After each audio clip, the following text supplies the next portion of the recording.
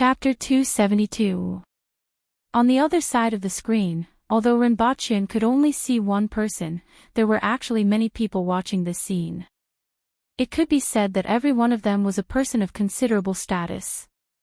After all, this matter was too important and might even affect the future of mankind. Can I look at something else? The bespectacled middle-aged man on the screen pushed his spectacles up and said slowly. Renbochin sneered. In the next second, a gun appeared in his hand and he pointed it at Chinshir's head. Sakuma drenched in ketchup, do you want to see it? The veins on Chinshir's forehead were throbbing. This guy really flipped out at the drop of a hat. The man on the screen was stunned at first, then his face turned angry. We are willing to display our strength, but it doesn't mean that you can casually make requests. Are you waiting to see the performance? Do you want to perform a duet for you to see? Renbochin sneered. In a place where the screen couldn't be seen, a few people almost spat out their tea.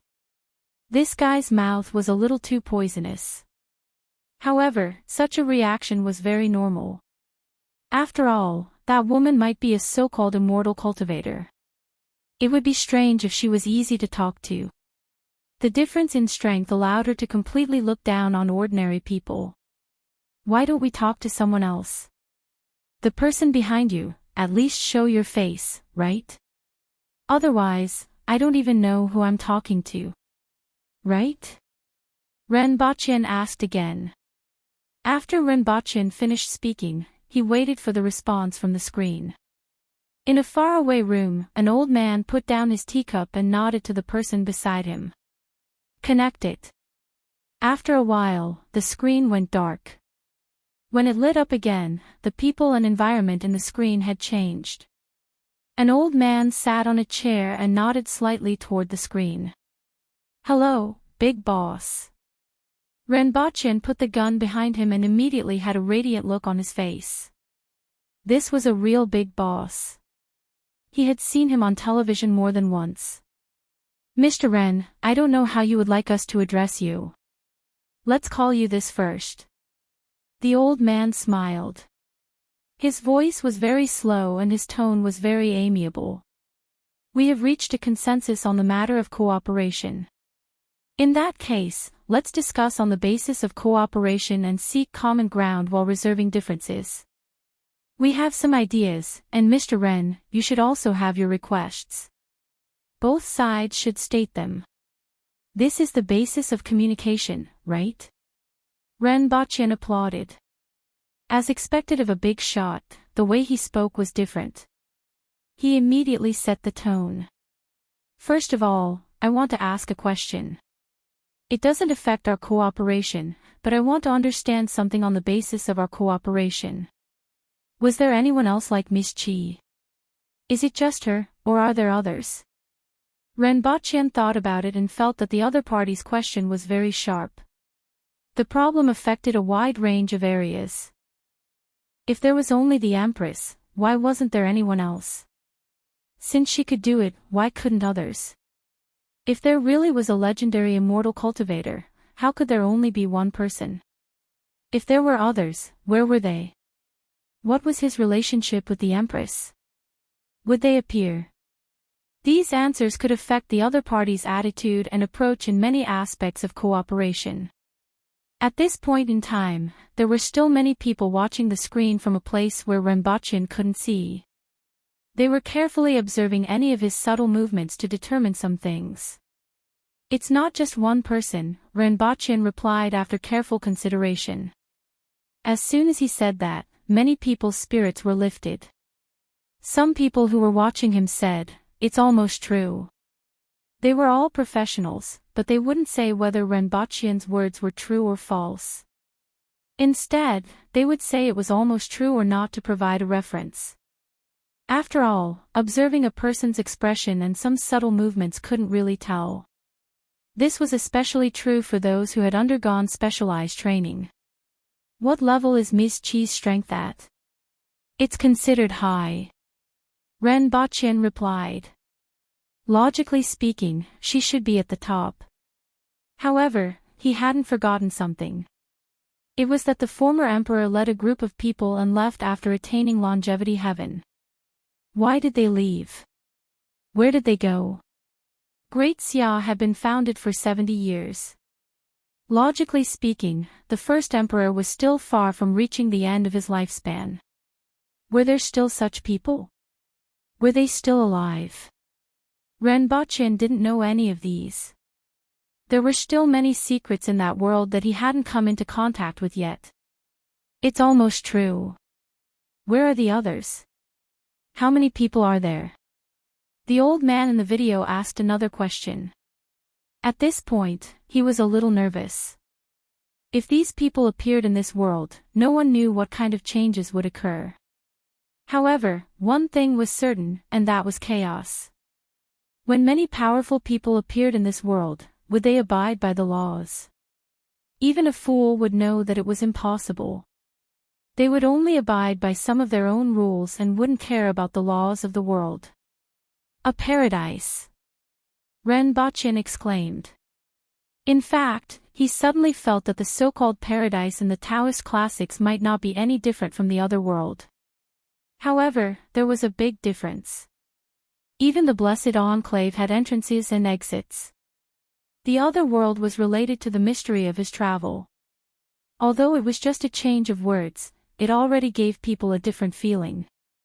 After all, the paradise had always been associated with the so-called immortals. It's almost true. It's almost false. Some people felt that Renbochin's answer was more true, while others felt that it was false. However, more people felt that it was true. As for how many people there are, you don't have to think too much about it. They won't come here. This is because it's very difficult for them to come here and they need to fulfill an important condition. I don't need to say anything else. Renbochin's words were all true, but he concealed some things. It's almost true.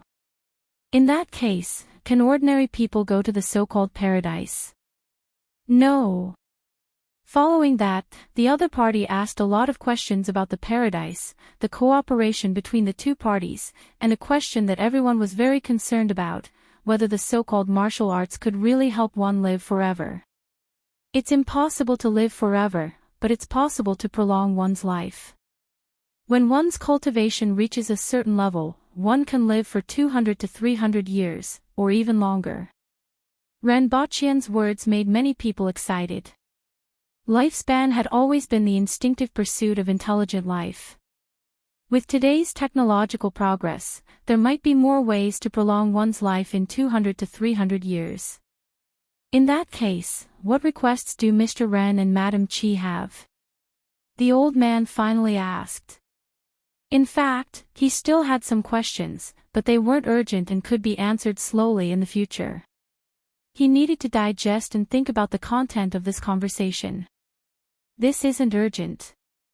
First, withdraw the wanted order and then borrow 100 million euros. I'm out of money. Renbochin was excited. After talking for so long, he could finally ask for money. The old man's gaze froze for a moment, and then he laughed. The country's money belongs to the country. It's the people's tax money, not an individual's. The bank can grant you some loans, but remember that you have to pay them back. The old man smiled. Let's put this aside for the time being. When will Mr. Ren return to China? Come to XX with Madam Qi and have a meal. My Europe tour hasn't ended yet. Renbochin had been a little wild recently and wasn't in a hurry to return. In that case, let's wait for your early return. After all, there's still a lot to discuss about the cooperation. The old man nodded. Why are you going back for the new year? Renbochin said. He didn't go back for the new year last year. This year, his parents were so worried that he had to go back for the new year. When the laptop screen turned black, Renbochin turned to look at Qin Shi and asked, how do we get a loan? By the way, help us apply for passports. We need them urgently. Chapter 273. Papa Ren's hands trembled slightly when he saw the familiar name on the screen. Hello, Dad, I'm going back at the end of the year. Renbochen's voice came from the other end of the phone and surprised him. He was shocked by the content. It's good to know that you are fine. Be well outside and don't call home, Papa Ren said in a trembling voice. Even after such a long time, he still felt as if he had been struck by lightning when he recalled the news he had just heard. It's all right, don't overthink it. I'm not a wanted criminal anymore. Renbochen laughed heartily. What happened? Papa Ren was shocked. Wasn't he wanted for murder? Renbochen replied in a deep voice, actually, I'm a spy. At that time, the police needed information on a criminal gang, and I happened to have dealings with them because of something. Of course, it wasn't illegal. So the police found me, and I thought it wasn't too dangerous, so I became an undercover police officer. Now that the gang has been destroyed, I'm clean. Renbochen's words stunned Papa Ren.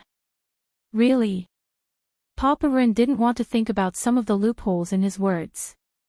The so-called finding Renbochen because he had dealings with them sounded wrong. But he was still willing to believe that what his son said was true. Of course it's real. Otherwise, would I dare to go back? Renbochen replied. That's great, that's great. Papa Ren's lips were trembling, and he didn't know what to say. Renbochen felt a little guilty. It's okay. I'll go back in 2 months. Where are you now? Papa Ren couldn't help but ask. After so long, he finally dared to ask this question. I'm traveling in Europe. Wait, I'll show you the video. Renbochen then turned on the video and let Papa Ren look at the scenery outside the window. Come back soon. Your mother and I are very worried about you, Papa Ren couldn't help but say as he looked at the exotic buildings outside. Understood. Go back as soon as possible and tell Mom not to worry, Renbochen said.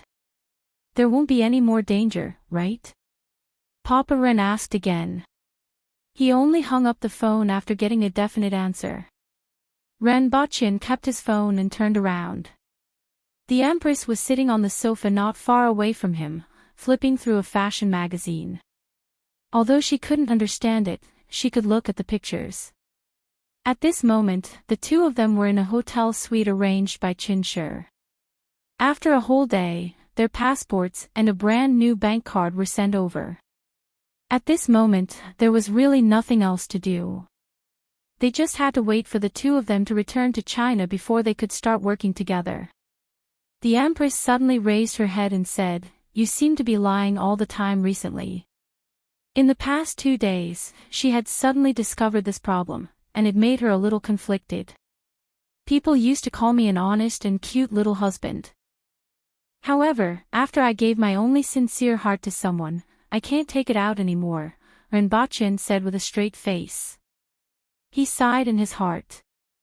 Back then, people really called him an honest and cute little husband. That is my lost youth, as well as running under the setting sun. Renbochen's words made the Empress's heart beat a little faster. Every time this fellow said these words, it was always like this. In that case, let's go. Renbochen bowed slightly and extended his hand in an inviting gesture. Pa. 2 days later, on the basis of friendly cooperation between both parties, Qin had a bitter look on his face as he arranged for someone to specially deal with the shopping bags in the suite of Renbochen and the Empress. After Renbochen and the Empress left the room, they disappeared without a trace. No one was able to track the two of them at all. Renbochen and the Empress saw their surroundings change, and they were already in Yangxin Palace Hall. Light shone in through the door. Beside the Empress's wooden couch were 2 floor lamps that were also emitting light. However, the hall was still a little dim. The Empress released Renbochen's hand and returned to the couch. She lazily lay on it and looked around. The change between the two worlds, the relaxed feeling in that world, and the desolate feeling after returning had also affected her. That relaxed feeling hadn't subsided, and she didn't want to stay here for a while. Pour me some wine. With pleasure. Renbochin chuckled and put down the 2 barrels in his hands. One barrel was ammonia water, and the other barrel was silver nitrate, which was specially used to make silver mirrors. As for the other things, they could be obtained in this world, but it was slightly more troublesome. However, this world had to nurture basic physics and chemistry. Otherwise, a lot of things couldn't be done, and they couldn't bring everything from Earth. Since he went in and out of Yangxin Palace Hall every day, he knew where the wine was kept. He went straight to the wine pot and returned with a wine cup to pour the Empress a cup. Seeing the Empress drink the wine in one gulp, Renbochin filled it up again. "Drink with me," the Empress said. Renbochin poured himself a cup, gestured for her to drink it, and the wine flowed down her esophagus and into her stomach like a knife. He went to the side, opened his laptop, searched for a bit, and played a canon. The slow sound of a piano played, and a warm atmosphere grew in the hall. After drinking another cup of wine, Renbochin stretched out his hand and said, "Your Majesty, do you want to dance? I saw it at the restaurant yesterday." Renbochin was referring to the scene at the restaurant yesterday, where the 2 of them witnessed a couple proposing. Everyone at the scene gave their blessings and applause, and the restaurant played the canon at the right time. In their joy, the couple danced along with the music. Renbochin still hadn't forgotten that scene. The Empress's eyes curved, and she was a little moved. This music could really touch people's hearts. She was also a little hesitant. She had never done such a thing before, and her identity made her disdain doing such things. Renbochin took a step forward, held the Empress's fingers, and said, "Why don't you try it and see what it feels like?" The 2 of them stood facing each other. The Empress and Renbochin were about the same height, and they could look straight into each other's eyes. Renbochin put one hand on the Empress's shoulder and the other on her waist. A warm and soft touch was transmitted to his palm, causing his heart to flutter. This was the first time he and the Empress were so intimate. The Empress felt a man's hands on her body. She was a little nervous, and all the hair on her body stood up. A completely unfamiliar feeling that she had never felt before attacked her heart. "Don't be nervous. The first step is like this, the second step is like this, and the third step." Renbochin comforted the Empress softly. However, the Empress became even more nervous. Such an intimate action and the warmth from his hands made her feel as if an elephant was ramming in her heart, and her ears turned red. She felt that she had never been so clumsy before. The confidence of the 5th most powerful expert in the world had disappeared. At this moment, the Empress looked over Renbochin's shoulder and saw Qing Yuan and Hong Yuan at the door with their mouths wide open. Feeling nervous, the Empress subconsciously exerted a little force. Bang! Renbochin flew out and landed on the wall of Yangxin Palace Hall. An hour later, when Renbochin woke up, he found himself lying on the bed in Pingle Park. His whole body was in pain, and his head was hurting as well. It was as if he had suffered a serious injury. "Since you are awake, have a good rest. Don't move around for the next 2 days, the Empress said faintly as she sat on a stool not far away. Following which, she left in a hurry as if she was escaping. Renbochin wanted to touch his head, but just as he was about to exert force, he felt a burst of pain on his back, causing him to break out in cold sweat. What exactly happened? Renbochin was at a loss. How did he end up like this? After carefully recalling for a long time, he remembered that he had just returned from Milan with the Empress and drank 2 glasses of wine with her. After that, he couldn't remember how he ended up like this. Even if I drank too much, it shouldn't be as if I was stepped on by an elephant, right? What exactly happened? Chapter 274. Those who have read 264 before can watch this again. Previously, I thought of a plot and casually added it. It was indeed inappropriate. After revising it, I posted this. I repeat, it's 264,264,264. Papa Ren's hands trembled slightly when he saw the familiar name on the phone. Hello, Dad, I'm going back at the end of the year. Renbochen's voice came from the phone and surprised him. He was surprised by the content. It's good to know that you're fine. Be well outside and don't call home, Papa Ren said with a trembling voice. Even after such a long time, he still felt like he was struck by lightning when he thought of the news he just heard. I'm fine. Don't think too much. I'm not a wanted criminal anymore. Renbochen laughed heartily. What happened? Papa Ren was shocked. Wasn't he wanted for murder? Renbochen said in a deep voice, actually, I was undercover. At that time, the police needed information on a criminal gang. However, I happened to have dealings with them because of a certain matter. Of course, it wasn't illegal. Therefore, the police found me. I considered that it wasn't dangerous and became undercover. Now that the gang has been destroyed, I've cleared my name. Renbochen's words stunned Papa Ren. Really? Papa Ren didn't want to think about the loopholes in his words. The so-called finding of Renbochen because he had dealings with them felt wrong. However, he was still willing to believe what his son had said. Of course it's true. Otherwise, how would I dare to go back? Renbochen said. That's great, that's great. Papa Ren's lips trembled and he didn't know what to say. Renbochen felt a little guilty. It's fine. I'll go back in 2 months. Where are you now? Papa Ren couldn't help but ask.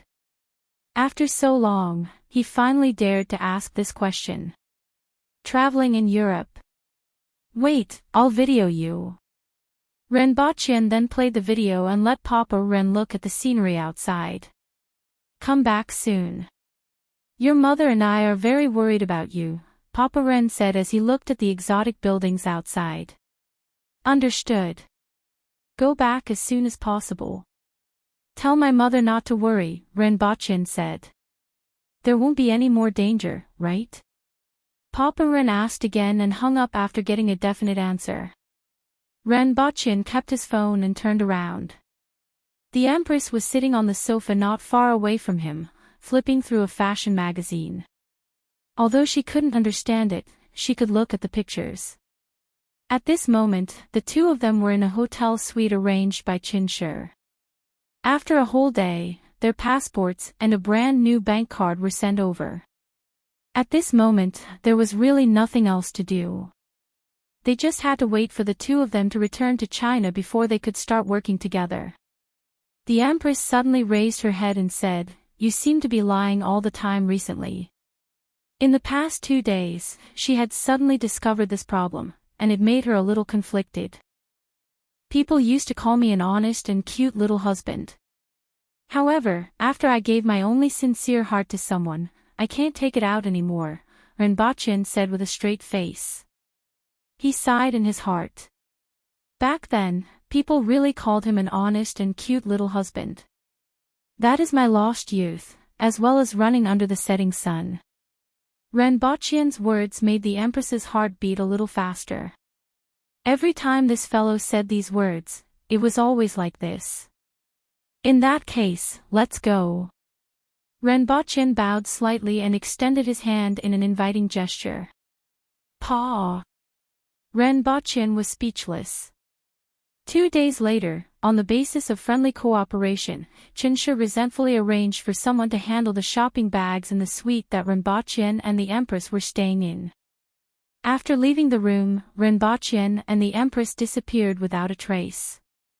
No one was able to track the two of them at all. Renbochen and the Empress saw their surroundings change, and they were already in Yangxin Palace Hall. Light shone in through the door. Beside the Empress's wooden couch were 2 floor lamps that were also emitting light. However, the hall was still a little dim. The Empress released Renbochen's hand and returned to the couch. She lay on it lazily and looked around. The change between the two worlds, the relaxation in that world, and the coldness after returning had also affected her. That relaxed feeling hadn't faded, and she didn't want to stay here for a while. Pour some wine for me. With pleasure. Renbochin chuckled and put down the 2 buckets in his hands.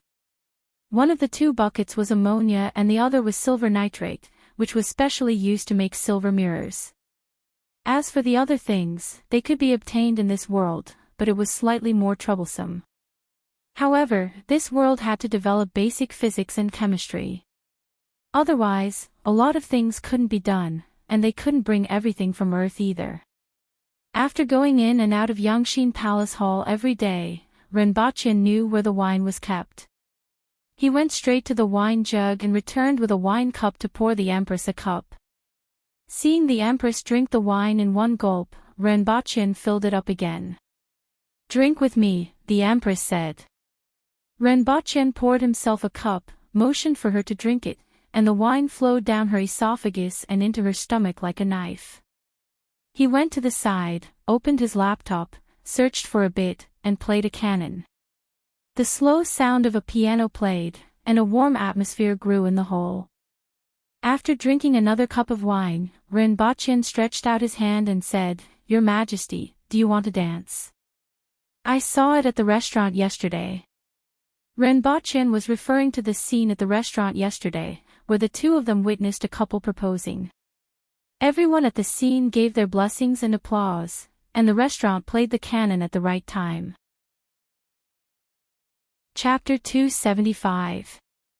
After lying in bed for 2 days and using a lot of precious herbs, Renbochin was finally able to get up and move around. Up until now, he still didn't know what exactly happened, but he knew the condition of his body. Many bones in his back and shoulder blades were cracked, and he almost had a concussion. It seemed like he was hit by a truck. But how could there be a truck in Yangshin Palace Hall?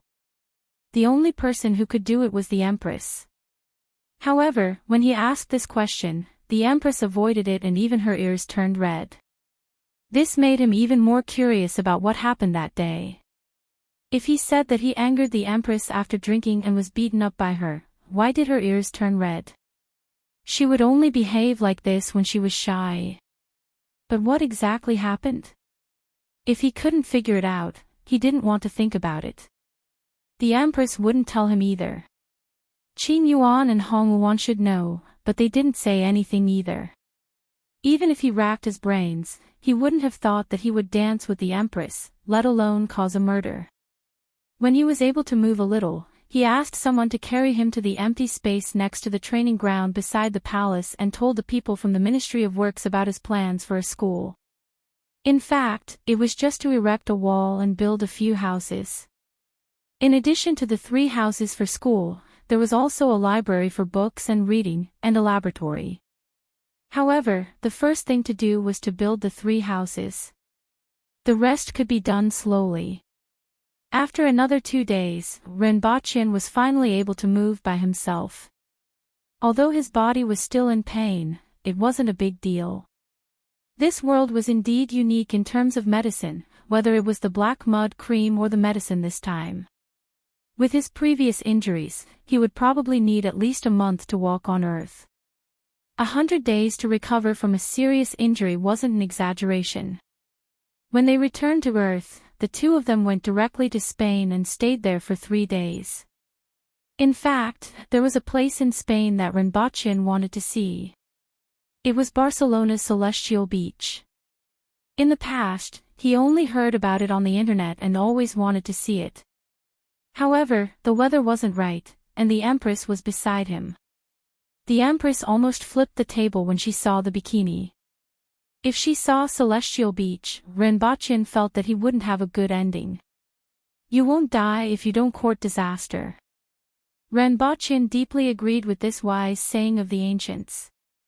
This time, Renbochin brought along a set of glass laboratory utensils and glucose. Then, he headed straight to the glass factory with his imperial bodyguards. As soon as he arrived at the glass factory, a burly man greeted him, "Sir Ren." This burly man was called Zhao, and he had been working for the imperial family. Previously, when the glass factory was being built, Renbaqian and the Empress wanted him, and he was finally assigned to this position. This person had followed the caravan to the Yun Nation and Dayo a few times and was literate. Furthermore, he was one of the few ancient race members who were more cautious and meticulous. He would be a pretty good helper. Of course, this cautiousness and meticulousness was only relative. In the beginning, it caused a lot of trouble. However, things had gotten better recently. How have you been recently? Is the color of the glass gone? Renbaqian asked after getting off the horned cow. Sir Ren, I was just about to report that the color of the glass is much lighter than before. I reckon that we will be able to produce colorless glass very soon, Zhao said with a joyful look on his face. Let's go take a look. Renbaqian nodded slightly. A moment later, he saw a flat piece of glass placed in a room. Part of it was green in the past, while the other part was green now. Comparing the two pieces, one could see that the color was much lighter. Well done. Renbaqian nodded. It's what I should do. Zhao grinned. Have you made the molds that I asked you to make? Renbaqian asked. Yes, and I have tried to make some of them. Zhao opened the box at the side and revealed some glass cups. They were all classical cups and goblets, and their color was also a little green. Sir, if we bring these things to the Yun Nation and Great Xia, they can be sold for a high price, Zhao said with a smile. Renbaqian picked up two of them and looked at them carefully. He shook his head slightly and said, they are still a little rough. The thickness of the walls and the bottom of the cups aren't very uniform. Remake the molds and get the best craftsmen. Got it, sir. Zhao had a look of regret in his eyes. He felt that the ones in the box were pretty good. However, they still weren't up to standard for Deputy Prefect Ren. Following which, Renbaqian moved the box that contained the glassware out and found a room to conduct the silver mirror reaction experiment.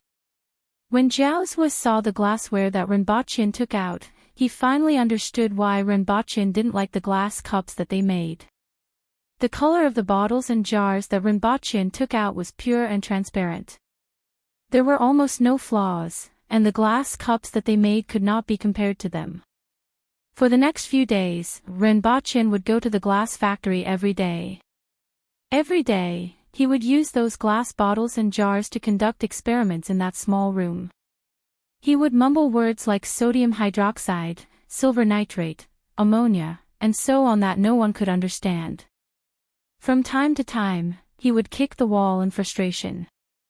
Ah! Hearing the angry screams from inside, the imperial bodyguards outside were already used to it. In any case, no matter what Renbaqian was doing inside, they just didn't let anyone in to disturb him. After spending a few days and experiencing dozens of failures, Renbaqian finally completed the silver mirror reaction experiment. For most people, this experiment could be completed in 2 hours. When he looked at the palm-sized mirror in his hand, his face was filled with joy. His chemistry teacher could finally rest in peace in the netherworld. After the first time, the second time would be much easier. Renbaqian called a few craftsmen over and taught them how to make the silver mirror step by step. In the afternoon, cries of "Aw," and "Why are you guys as stupid as pigs?" could be heard coming from the room again. Sir, what's a pig? Someone asked. Return to the city. Renbaqian stormed out of the room with blue veins popping out on his forehead. Lu Pinghai should be here in the next few days, right? A handsome young man dressed in embroidered clothes asked while riding on a horse. Young master, this is the news, a middle-aged man with a long spear on his back replied. Looking at the young man beside him, there was a trace of regret in his eyes. The last descendant of the Yu family was actually a cripple in terms of cultivation. Unless he could get his hands on Lu Pinghai's spirit yuan pill. It was just that he didn't know if the item that he brought this time would make him relent. I will definitely succeed. Even Lu Pinghai will be tempted by this item. I will get the Spirit Yuan pill and take back what belongs to me, the young man said with a smile. In his eyes, there wasn't a trace of doubt on whether he could succeed or not. Everything that happened was God's way of training for me. I will definitely succeed. I will return the disdain and supercilious looks that those people gave me one by one. Uncle Ping, it has been hard on you all these years. If it wasn't for your kindness to the Yu family, I'm afraid I wouldn't be alive today, the young man sighed. It's my duty, the man addressed as Uncle Ping replied. You're an Earth Embryo Realm expert, and yet you're guarding a cripple like me. You don't know how many people are secretly cursing you, the young man said with a smile. If it wasn't for Uncle Ping, he wouldn't even be able to keep the last things that belonged to the Yu family. Uncle Ping smiled and didn't reply. When the two of them reached the outskirts of the village, the young man stopped and looked at it. It's really shabby. Then, he turned to look at the forest at the side. That was where the grave of Lu Qi, Lu Pinghai's best friend, was. At this moment, Uncle Ping's expression suddenly changed. Young master, be careful. Before he finished his sentence, he had already appeared in front of the young man at lightning speed. The long spear on his back was already held horizontally in his hand, deflecting 2 incoming arrows. Ah! A surprised sound came from the forest. Chapter 276. In the eastern sea, an old man in green robes stopped outside a small fishing village. The old man had nothing on him other than a flute at his waist and a jar of wine in his hand. Looking at the somewhat dilapidated village, the elder's gaze was filled with sorrow and nostalgia, as well as reminiscing about the years that had passed. In the blink of an eye, so many years had passed. I'm afraid that in a few years, this village will no longer exist. The old man stood outside the village for a long time before turning around and walking towards a small forest nearby. However, he had only taken a few steps when he stopped. Come out, the old man said in a deep voice. As soon as the old man's voice fell, 2 men wearing coarse clothes walked out from the small forest in front of them. They had the same face, the same height, the same sturdy body, the same bald head, and the simple expression on their faces. Just by looking at their faces, they gave people the impression that they were simple men from the mountains. However, the long sabers on their shoulders gave them an austere aura. 8th in the world, Lu Pinghai. We 2 brothers have been waiting for you for a long time. The 2 of them spoke at the same time, their voices somewhat muffled. Lu Pinghai looked at the 2 of them without moving his brows. Aboriginals rarely appeared in the other nations, but they had specifically come here. It was unknown whose orders they were under. His Majesty said that he wants to exchange a primary spirit elixir with you. You can name your conditions, the 2 continued. True enough. Lu Pinghai suddenly realized that it was Qi Zixiao. Tell Qi Zixiao that I don't want anything. You can go back. Lu Pinghai shook his head. Her Majesty said that if you don't agree, she will look for you personally, the 2 of them said. The Empress actually said that if Rinpochen didn't agree, she would beat him to death. But if he said that, Lu Pinghai would probably turn hostile on the spot. No matter what, he was still ranked 8th in the world. How could he allow others to threaten him like this? Then let Qi Zixiao come and find me. Lu Pinghai laughed and walked past the 2 of them, not even sparing them a glance. Although Qi Zixiao was ranked 5th in the world and there was also Hongwu, who was ranked 9th in the world, he was not afraid of them. As the 8th most powerful expert in the world, he definitely had his own confidence. If they hadn't fought, who knew what would happen? Qi Zixiao was originally ranked 7th, but didn't he also kill the 5th Hua Sanlu? How could he not have any trump cards? Lu Pinghai, do you really want to offend His Majesty for a primary spirit, Dan? Both of them turned around, their hands already on their blades. Although Qi Zixiao is powerful, she won't make me hand over my things just because of her words. Today, for Qi Zixiao's sake, I'll let you two leave. Don't act recklessly. Lu Pinghai coldly snorted and swung his sleeves behind him. Immediately, his sleeves extended several meters like snakes and coiled around the hilts of the two sabers. Clang! The two of them unsheathed their long sabers and slashed at their sleeves. However, a sudden force came from the sleeves and pushed the sabers away. The two long sabers slashed at their own necks. Roar! The two of them lowered their heads at the same time, their blades crisscrossing as they slashed at each other's sleeves. However, they missed. The sleeve loosened its grip on the saber hilt as if it was a living thing, then heavily struck the two men's chests. The two men could not help but fall back. They only stopped after retreating 7 or 8 steps. Blood flowed from the corner of their mouths. Lu Pinghai was surprised.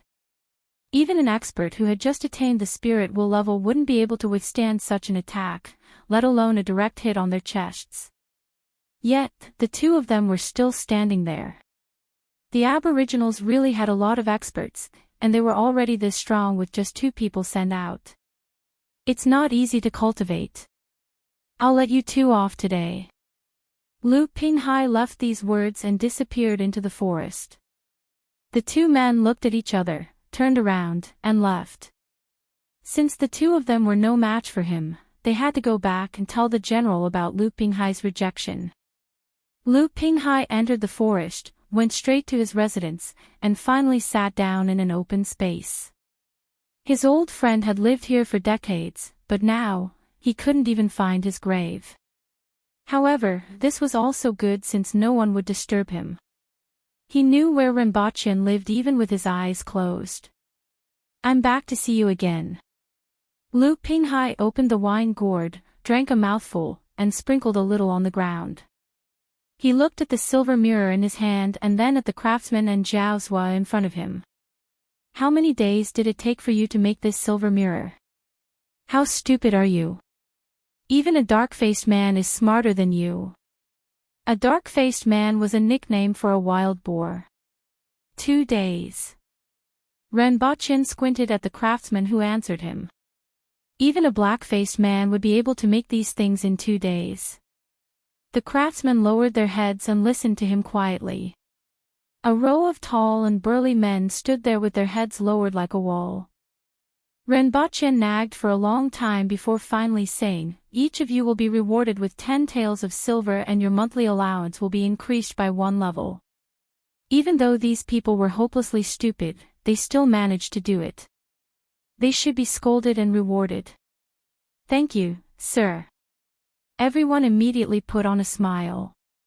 10 taels of silver was equivalent to more than 2 months of their monthly allowance.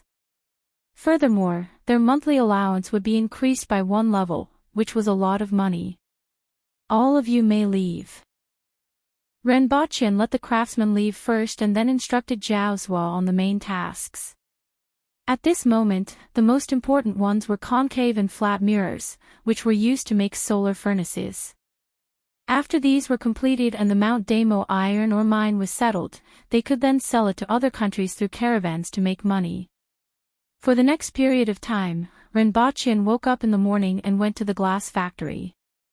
At noon, he returned to the palace and practiced martial arts in the afternoon.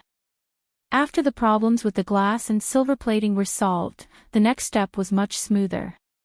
Even though the production speed of the glass factory wasn't fast, it was much faster than when they first started. The ratio of the materials had also been found, and the number of problems had decreased. After a week, the concave and silver mirrors had already filled 2 rooms. Next, Rinpoche led the craftsmen to the glass factory every day to use wood and rattan to make square shelves. The shelves were also concave. Then, the mirrors were fixed on the shelves. A few days later, in the afternoon, a convoy of more than 100 people majestically left Lan City and headed straight for the glass factory outside the city. However, they didn't enter the newly built brick building. Instead, they went to an open space beside the glass factory. At this moment, there was a wooden platform there. On top of the platform, there was a huge shelf that was 6 meters tall and 12 meters wide. On top of the shelf were concave mirrors. From a distance, it was dazzling and blinding. Many people covered their eyes with their hands to block the white light. The Empress came down from the carriage. Behind her were Shirqing, Zhizhihai, Tu Wan, Tong Zhinya, Qin Chuan, and the other high-ranking officials from the 6 ministries. As long as they were free, they were pulled over by the Empress. Everyone was guessing what the Empress wanted to see by calling so many people over. At this moment, when they saw the distorted scenery reflected in the concave mirrors on the tall shelf, Shirqing, Zhikohai, Tong Zhinya, and the others immediately knew what it was. It was just that they didn't know if it was like what Deputy Prefect Ren said. If it was, it would be a joyous occasion. The others looked at the large mirror in front of them with curiosity. Is that a mirror? I don't know what it is made of. It doesn't look like a bronze mirror, but it's actually so bright. But the reflection doesn't seem to be moving. Look at the stone in the mirror, it's deformed. Hey, look at the person reflected in the mirror. His body is so short. I'm dying of laughter. The Empress looked at the large mirror in front of her. After sizing it up for a moment, she said to Renbaqian, "You can start now." Renbaqian looked very relaxed.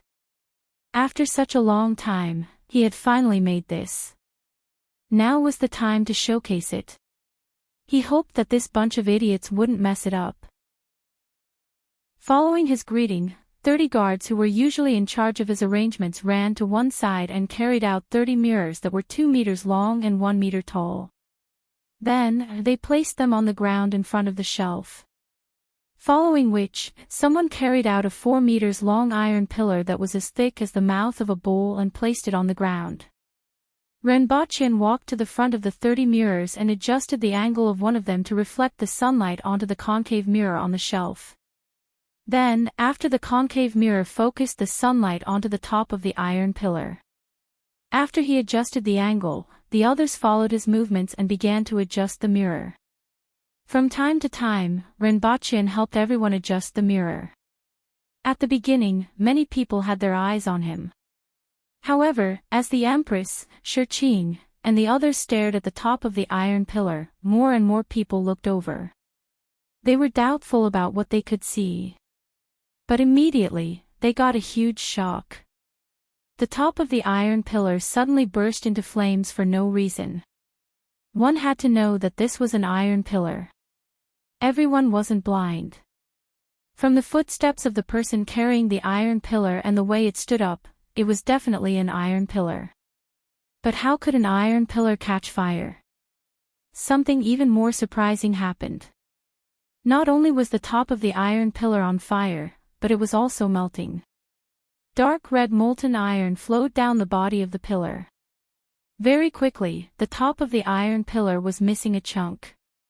Not only were those who saw it for the first time shocked, even Shirqing and the others were surprised. Previously, it was only a round plate that burned a hole in a steel saber. Now, it melted an iron rod that was as thick as the mouth of a bowl. The difficulty was more than 10 times or even 100 times greater. Therefore, when they personally saw the effect, they were all shocked. I congratulate Your Majesty and Dayo. Deputy Prefect Ren has made a great contribution by making this item. Within 100 years, Dayo will no longer have to worry about a shortage of iron, Shirqing said loudly with a face full of joy. Following his words, everyone reacted and congratulated Her Majesty one after another. Although they didn't know what happened, they understood one thing.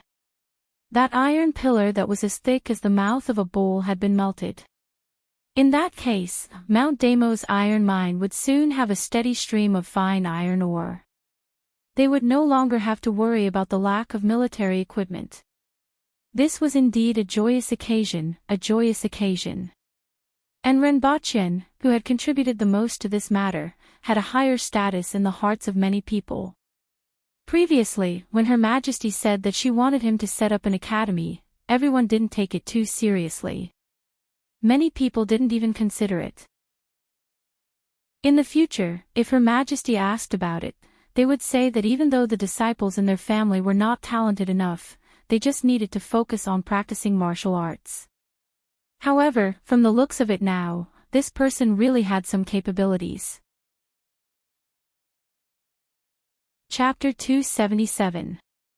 On the second floor of a restaurant on Jingyang Avenue near Beihong District, more than 10 young men and women were sitting around 2 tables. Have you heard that Her Majesty wants to open an educational institute?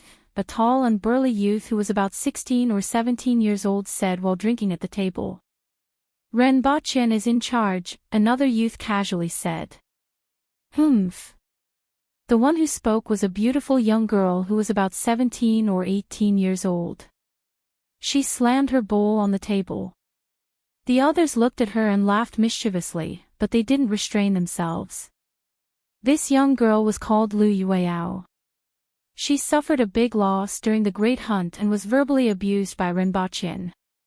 In the end, everyone had no choice but to stand up and target her. After that, she received 10 lashes and was grounded for a month as punishment. Originally, she wanted to find an opportunity to take revenge after she was released. However, after staying at home for a few days, she heard a piece of news that made her dumbstruck. That pretty boy who only knew how to talk was actually chosen as the Empress's future husband. She couldn't figure out what Her Majesty saw in that kid. Her Majesty wasn't only the Empress, but she was also the 7th most powerful expert in the world. Her beauty was enough to enchant countless people. However, such a person actually chose that kid as her husband. This almost made her smash everything in the room. As time went by, her hatred for Ren Baqian didn't diminish at all. Instead, it intensified. Every time she heard news about Ren Baqian, she would feel unhappy. However, the others didn't care much about her feelings. Instead, they chatted about the educational institute. What does an educational institute teach? This wasn't something that only one person wanted to know. Educational institutes were still new in Dayo. It should be the same as Great Xia. They teach calligraphy, mathematics, military strategy, and law, someone said with certainty. Maybe there's even Confucian classics. Someone laughed. That's hard to say, someone replied. Confucian classics was the general name for several doctrines that were passed down a long time ago. They mainly taught people to be kind, how to discipline themselves, and how to think about heaven and earth, society, and people and nature. It was the main doctrine in Great Xia, the Yun nation, and the Qin nation. However, the aboriginals didn't like it, let alone the descendants of the officials. In Dayo, the fist was the hard truth. Although there were laws, in most people's hearts, fists were the most important. Everyone put this matter aside after discussing for a while. Besides practicing martial arts, these young people would at most read a few books at home. They would also call their friends to have fun outside and occasionally talk about the happenings in Lon City. For example, the matter of the Black Star Academy. Everyone just casually talked about it, and no one took it too seriously. It was also impossible for them to enter any school. Everyone knew that only those who were not particularly talented would go. Ren Baqian was sitting in Yangxin Palace Hall with a list of names given to him by the Empress. On it were the names of the students who were sent by the court officials to enter the academy. Shirgan, don't tell me he's the grandson of the Great Elder. Ren Baqian casually asked when he saw the first name. It's his youngest son, the Empress said faintly. Pooh! Great Elder is indeed young at heart despite his age, Ren Baqian exclaimed. The Great Elder should be at least 70 or 80 years old, right? It was written that Shirgan was 12 years old, which meant that the Great Elder was still having a son when he was 60 or 70 years old. Ren Baqian continued to read and immediately saw a familiar name. Tong Lan, 10 years old. This little girl's innate talent isn't good. Ren Bachyan was shocked. She was only 10 years old, yet she kept telling him why flowers were so red and that her innate talent wasn't good. Tong Lan's innate talent is pretty good, at least it's better than her grandfather, the Empress said. Didn't they say that all the students are good-for-nothings with poor innate talent? Ren Bachyan pointed at the name list and questioned. Tong Jinye said that since she's still young, she can stay in the academy for 2 years and consider it as finding a playmate. The Empress plucked a grape and threw it into her mouth. Ren Bachyan was speechless. Do you think this is a kindergarten? However, after thinking about it, he had suffered so many losses in the hands of that girl and suffered so many beatings. This was a good opportunity for him to take revenge. It's never too late for a gentleman to take revenge. As for the thought of letting her off because she was a delicious Lolita, Ren Bachyan extinguished it before it could even form in his mind. If you don't take revenge, you're not a gentleman. A great man can't be ruthless. These were the words of the ancestor, and he couldn't forget them. Hee hee. Ren Bachyan grinned and laughed. The Empress took another look at him and rolled her eyes. She could roughly guess what Ren Bachyan was thinking at this moment. However, that girl Tong Lan was very crafty. At that time, it was uncertain who would be torturing who. Ren Bachyan looked at the names on the list. There were a total of 31 people, which was about what he expected. He could only teach these disciples by himself. However, after thinking about it, Ren Bachyan said, "Can you recruit a few from the commoners? They can stay in the academy as teachers in the future." After all, these were the children of the big shots in the imperial court. In the future, they would most likely become officials in various places. He couldn't possibly be the only one teaching them, right? All right. The Empress nodded her head. But, have you thought of a name? Lanxiang Academy. Ren Bachyan looked serious. Seeing that the Empress's eyes were starting to twitch, Ren Bachyan immediately changed his tune and said, "I'm joking. Actually, it's called New East." Seeing that the Empress's eyes were starting to emit a murderous aura, Ren Bachyan changed his tune again and said, "Actually, this is also a joke. Let's call it Black Bamboo Academy. A few days ago, I saw a few purple bamboos in a small bamboo forest nearby." The Empress was more or less satisfied when she heard this name. She continued to eat her grapes and ignored Ren Bachyan. It's going to be New Year in a month, right? Are there any activities for New Year? After that, the academy will start the enrollment, Ren Bachyan asked. He still didn't know how to celebrate New Year in Dayo. Yes, lantern grabbing. The Empress explained. In the past, it was limited to young people below the age of 20, and the winners will be rewarded. If the others perform well, they will also be favored by the girls in the villages. If you want to participate, I can give you special permission to participate. If you perform well, I might even reward you. The Empress said with a smile on her face. What rules? Ren Bachyan was immediately excited. First, build a frame and hang the lantern on it. The participants will be divided into groups of 10 and can choose their own people. The person who grabs the lantern first wins. The Empress's eyes were full of smiles. Don't tell me I can fight against the others. Ren Bachyan immediately laughed dryly. Of course, this is the time to show off your skills, the Empress said as a matter of course. Forget it then. Ren Bachyan immediately rejected her. He couldn't even beat a 10-year-old Lolita, so he would be courting death if he participated. Don't you want to hear about my reward? The Empress's tone carried a rare gentleness that made Ren Bachyan's heart flutter. However, he immediately shook his head like a rattled drum and said, I'm a man and I won't participate if I say I won't. Since the Empress had spoken like this, it definitely wasn't anything good. There was a huge pit ahead, and only a fool would jump into it. I can give you a kiss. The Empress's voice was so soft that Renbochin could hear her clearly. Upon hearing this, Renbochin suddenly raised his head and looked at the Empress. Her face was flushed, and her shy look made Renbochin feel as if there was a pile driver in his chest. Renbochin put on a righteous face and said, "I feel that death is inevitable.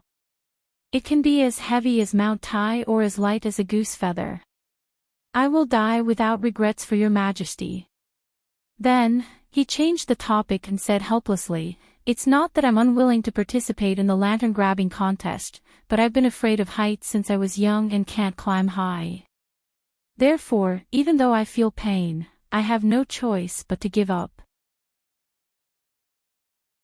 Chapter 278. On a plane flying from Tokyo to Shanghai, Renbochin looked at the Empress who had thrown a tantrum for a few days and sighed. "I think I'd better participate in the lantern-grabbing event. Even though I have a serious fear of heights, a real man has his limits." The Empress tilted her head, looked at him from the corner of her eyes, and then turned to look at the scenery outside. The Empress had been throwing a tantrum for a few days. She didn't say a word and only rolled her eyes when she saw him. She wasn't like the cold and aloof Empress at all. This was the first time such a situation had happened to the Empress. At first, he felt that the Empress was quite amusing, but after a long time, it wasn't so fun anymore. In fact, Renbochin had some guesses in his heart. Could it be that the Empress had come to visit her? This was because the Empress would occasionally reveal such a feminine side, which was very different from her usual self. Other women had good tempers most of the time, but there would always be a few days a month when they were not normal and had a terrible temper. On the other hand, the Empress was cold and aloof most of the time. Every month, she would be abnormal and very feminine. The more Renbochin thought about it, the more he felt that this possibility was not small. As the saying went, there must be something wrong with something abnormal. Renbochin reached out and grabbed the Empress's hand. It was very soft and warm. He was relieved that he didn't feel the expected paw, and the pain didn't come. These few days, he had also asked people about the lantern-grabbing event and more or less understood it. Just like what the Empress said, the lantern-grabbing event was divided into groups of 10. 9 of them were there to protect the commander. The participating groups could also attack other groups. Even though they couldn't be heavy-handed, there would be serious injuries every year. Fortunately, the Aboriginals had thick skin and flesh, so there wouldn't be any deaths. Also, both parties couldn't use weapons, but they could wear armor. Generally, it was leather armor. It wasn't very useful, but it had some protective effect. This gave Renbochin some ideas. Since they could wear armor, was there a limit to leather or iron armor? He could make a full-body armor with steel spikes and make himself look like a hedgehog. Who would dare to touch him then? When the time came, he just had to bump into the crowd. It was decided. When the plane landed, Renbochin held the Empress's hand and walked out of the cabin. They froze like dogs. The two of them had just come back from Hawaii. They had changed planes in Japan and had specially bought 2 thick coats. However, it was still very cold when they came out. So cold. Renbochin tightened his clothes with one hand and pulled the Empress's hand with the other. They followed the crowd and walked forward. But he was finally back. It had been almost half a year. When he escaped, it was the end of June and the beginning of July. Now, it was the last day of December. Tomorrow would be the new year. Mr. Renbochin was stopped the moment he stepped out of the airport. The other party was a man in his 30s, and there was a man and a woman beside him. "There's actually a plane to pick me up. This treatment is a little beyond the norm." Renbochin laughed. "It looks familiar. I think I've seen it before." "Yes, I was even shot by Mr. Ren before," the other party said with a face full of hidden bitterness. "It was just a joke. Don't be offended." Actually, I have a lot of respect for people like you who work for the country. Renbochin immediately knew who it was. He laughed and directly brushed the matter aside. All three looked askance at him. Respect? Sorry, they really couldn't tell. Both of you, please. The three of them didn't say anything else. There were 2 cars waiting outside. Renbochin and the Empress got into the car at the back while the middle-aged man sat in the front passenger seat. Renbochin held the Empress's hand along the way. In any case, as long as there wasn't a par, he wasn't prepared to let go and was prepared to hold her hand until next year. 2 hours later, the car entered the underground parking lot of a building and the few of them alighted. After entering the elevator, the Empress lowered her head and looked at the hand that Renbochin was still holding. Pa. Renbochin looked at his hand that was swollen like a pig's trotter and said seriously, "It's a little thicker and rounder than last time. I might have put on weight recently."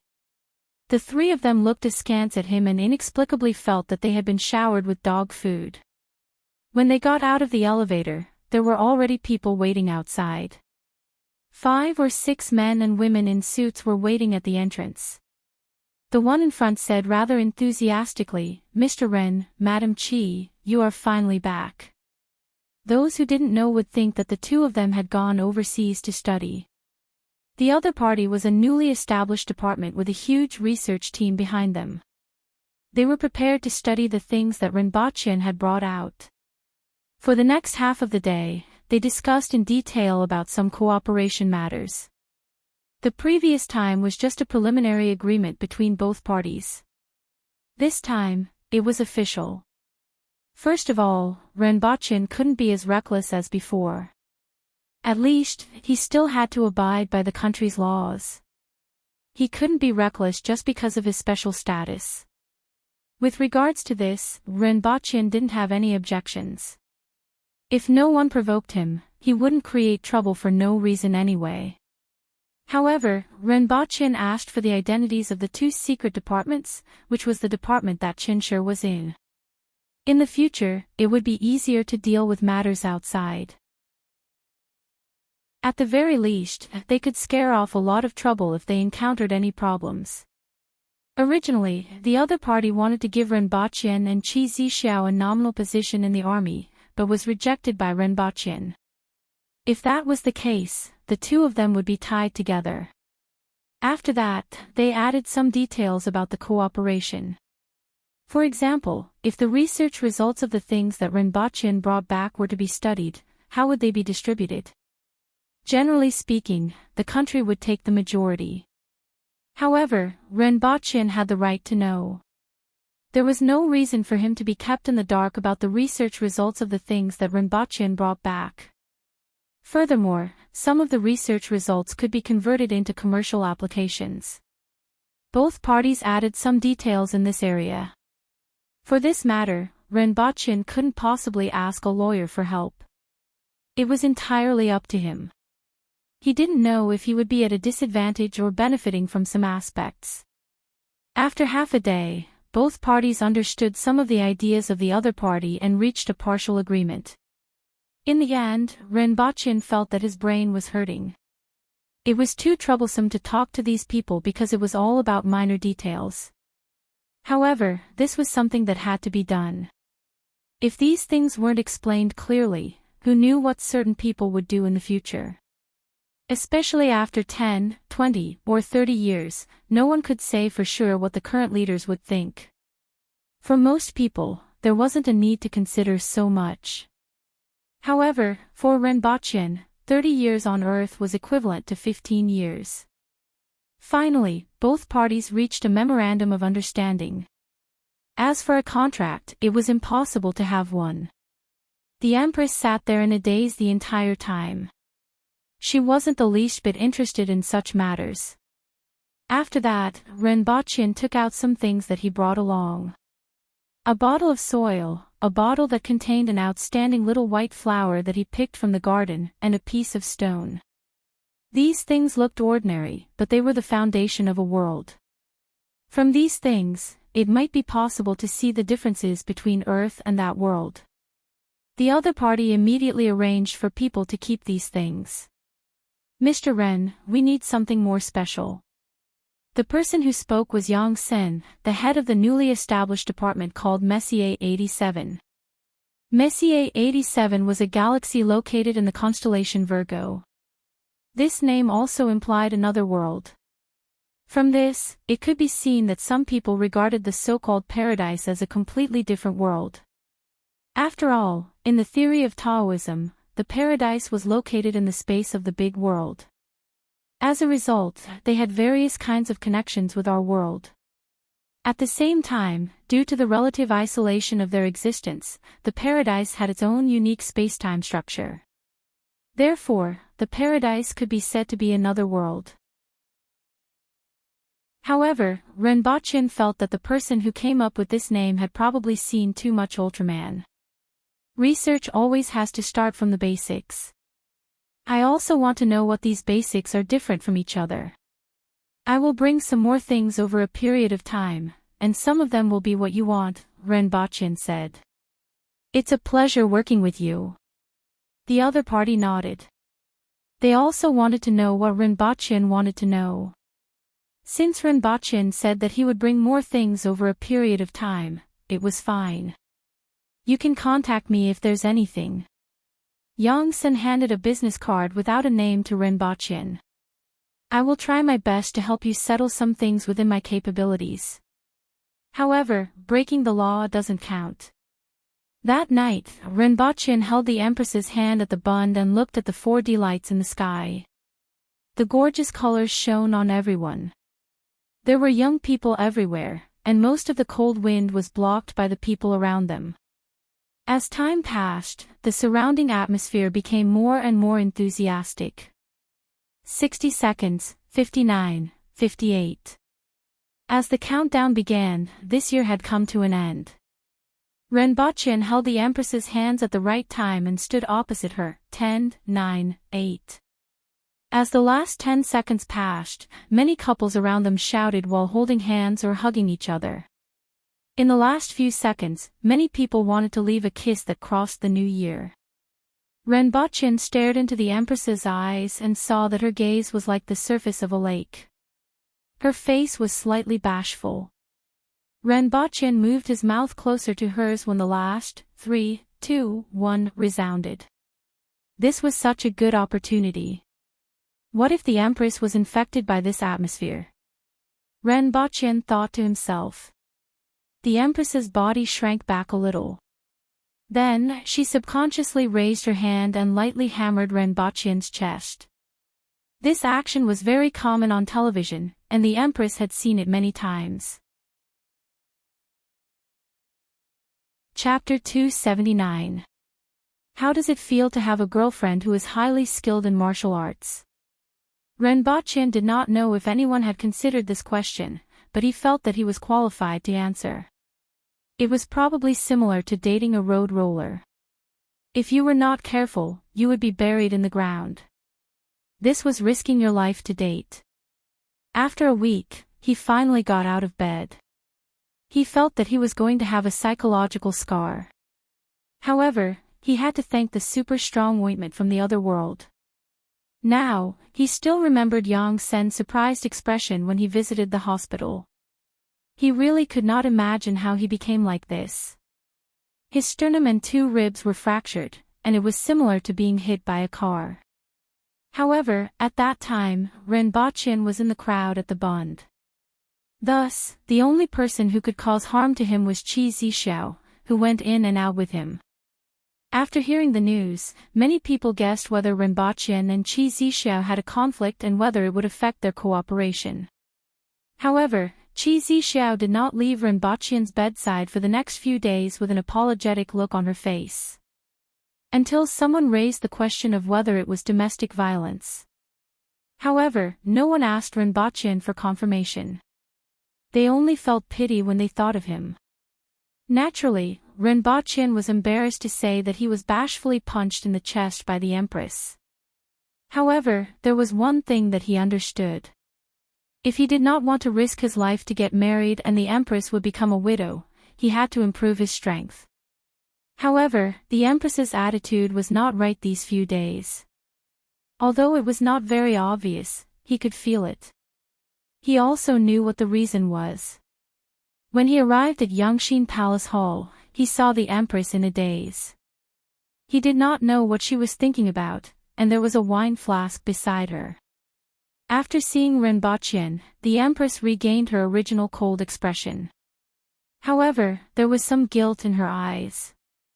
It was very similar to the look she had when Renbaqian received a concussion.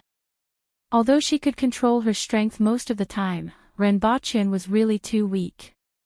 Especially when she could not maintain her calm, there were more and more emotions in her heart. If he wasn't paying attention, he might be seriously injured. Zi Xiao. Renbaqian stepped forward and held the Empress's hand. The Empress retracted her hand slightly, and Renbaqian grabbed it. People will get used to some things bit by bit, Renbaqian said softly and held the Empress's hand in both of his palms. He secretly added in his heart, this does not include being seriously injured. Don't worry too much.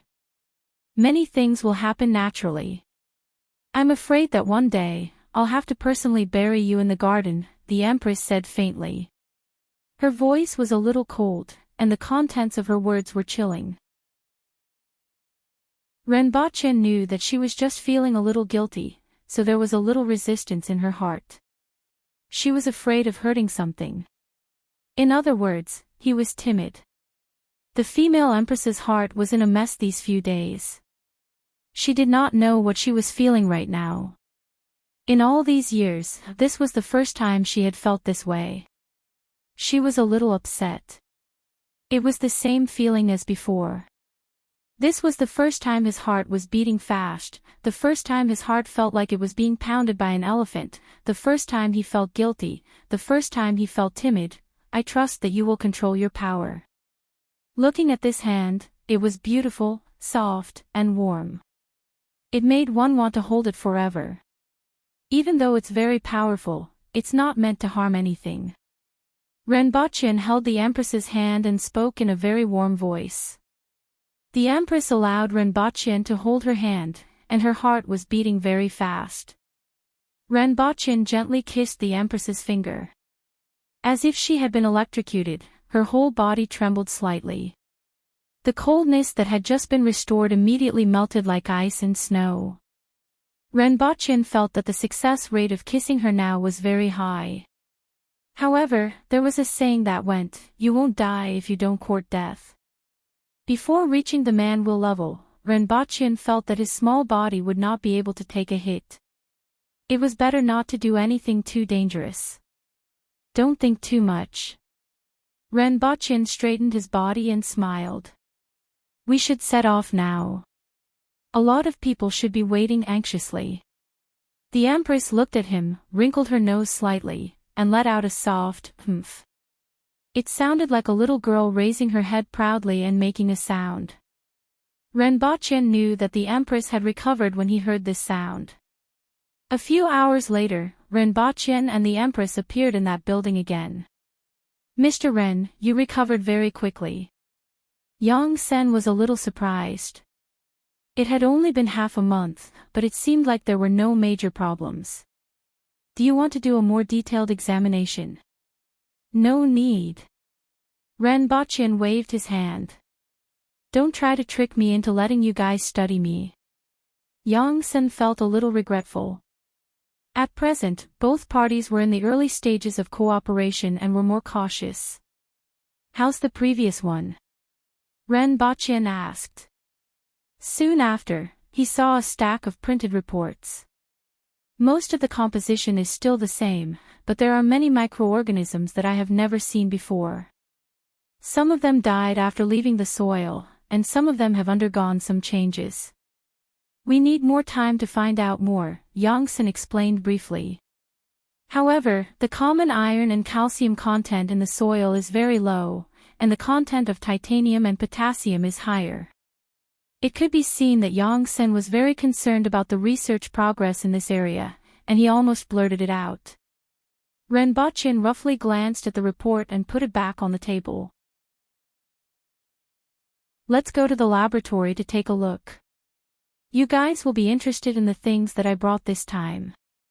Renbochin was very confident because he had brought the elongation saber this time. After all, they had just started working together, and he had to bring something of great value. Although there were many valuable things in that world, for example, anything from the Kirin's body, such as the cloud crystal, which was also very precious in that world, however, after thinking about it, he still brought the elongation saber over. The elongation saber's characteristics were great enough. Whether it was growth or mental control, it was enough to shock everyone. This thing wasn't very useful in his hands, but in the hands of the nation, it could be used to research a lot of valuable things. At the same time, he also wanted to know if this saber still hid any secrets. However, he didn't have the conditions or the time to experiment. He might as well bring it over. Perhaps there would be some additional gains during the research process. When Yongsan heard what Renbochin said, a trace of joy appeared on his face. The things that Renbochin brought over previously were indeed slightly different from those on Earth, but their current value wasn't considered high. One had to know that Earth was a paradise. How could some things like soil be able to satisfy people? Accompanied by Yongsan and 2 guards, the 2 of them entered the elevator and went all the way down to the basement. There were a few floors above this building, and they were the exposed parts. The important places were in the 3 floors below ground level. After exiting the elevator and passing through 2 doors, they were greeted by a vast expanse of green. It was as if they had suddenly arrived in a forest, and above them was a blue sky. Renbochin could tell that something wasn't right at first glance. He stretched out his hand to touch it and realized that it was actually a wall. The forest was fake, and presumably, the sky above them was also fake. The Empress also touched it and didn't care anymore. She thought that the surroundings were made of glass.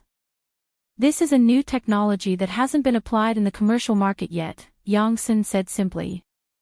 Subsequently, they came to a laboratory that was filled with tempered glass partitions, various instruments and computers. It was similar to what Renbochin had imagined. After taking a look around, Renbochin had a better understanding of the laboratory. At present, there were thousands of talents in this laboratory, and they could carry out multiple projects at the same time. There were also thousands of supporting staff, including guards, kitchen staff, and assistants. At present, it was one of the more advanced laboratories in the country. Most of the previous projects had already been completed, and they were ready to fully focus on the things that Renbochin had brought over from the paradise. However, at present, they could only study some soil, a small flower, and a piece of rock. Most of them were idle. Very soon, Renbochin met the person in charge of the laboratory. He was a white-haired old man who immediately asked Yongsan, "What did you bring this time?" "This is Elder Lu. He has done considerable research in biology and is one of the people in charge of this laboratory," Yongsan introduced. "These 2 are Mr. Ren and Madam Qi. Mr. Ren has brought some things.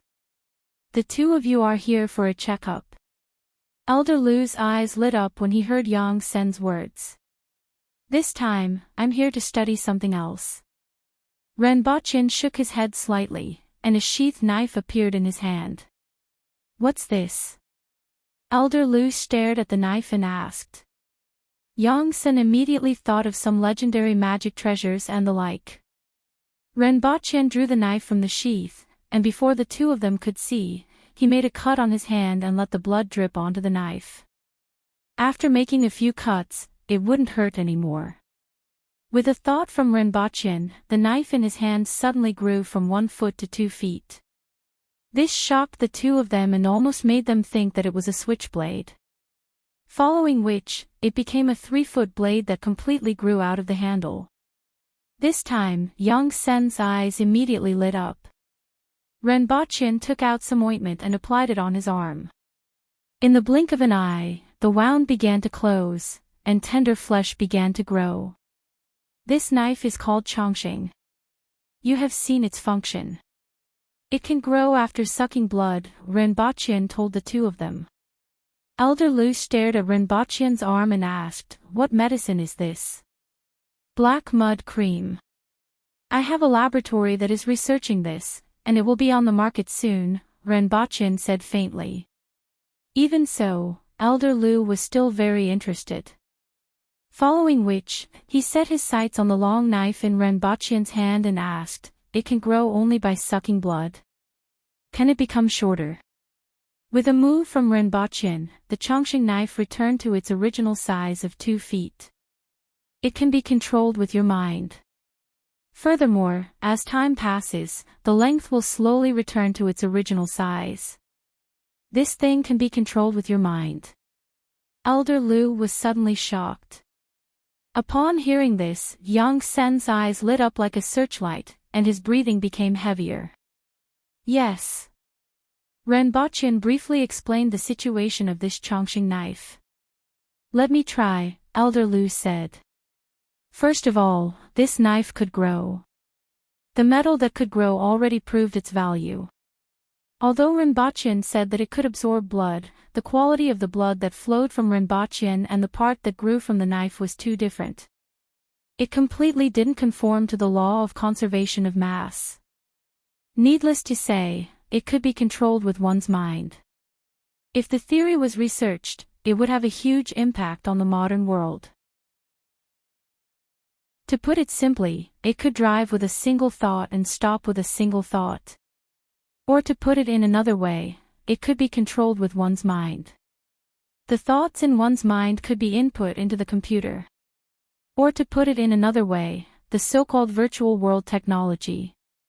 There were also other aspects. Chapter 280. Elder Lu took the elongation saber and held his breath for a long time before asking in surprise, "Why isn't there any reaction? How can this be?" Rinpoche took the elongation saber back to his hand. "It could grow or shrink according to his will, advance or retreat, let me try."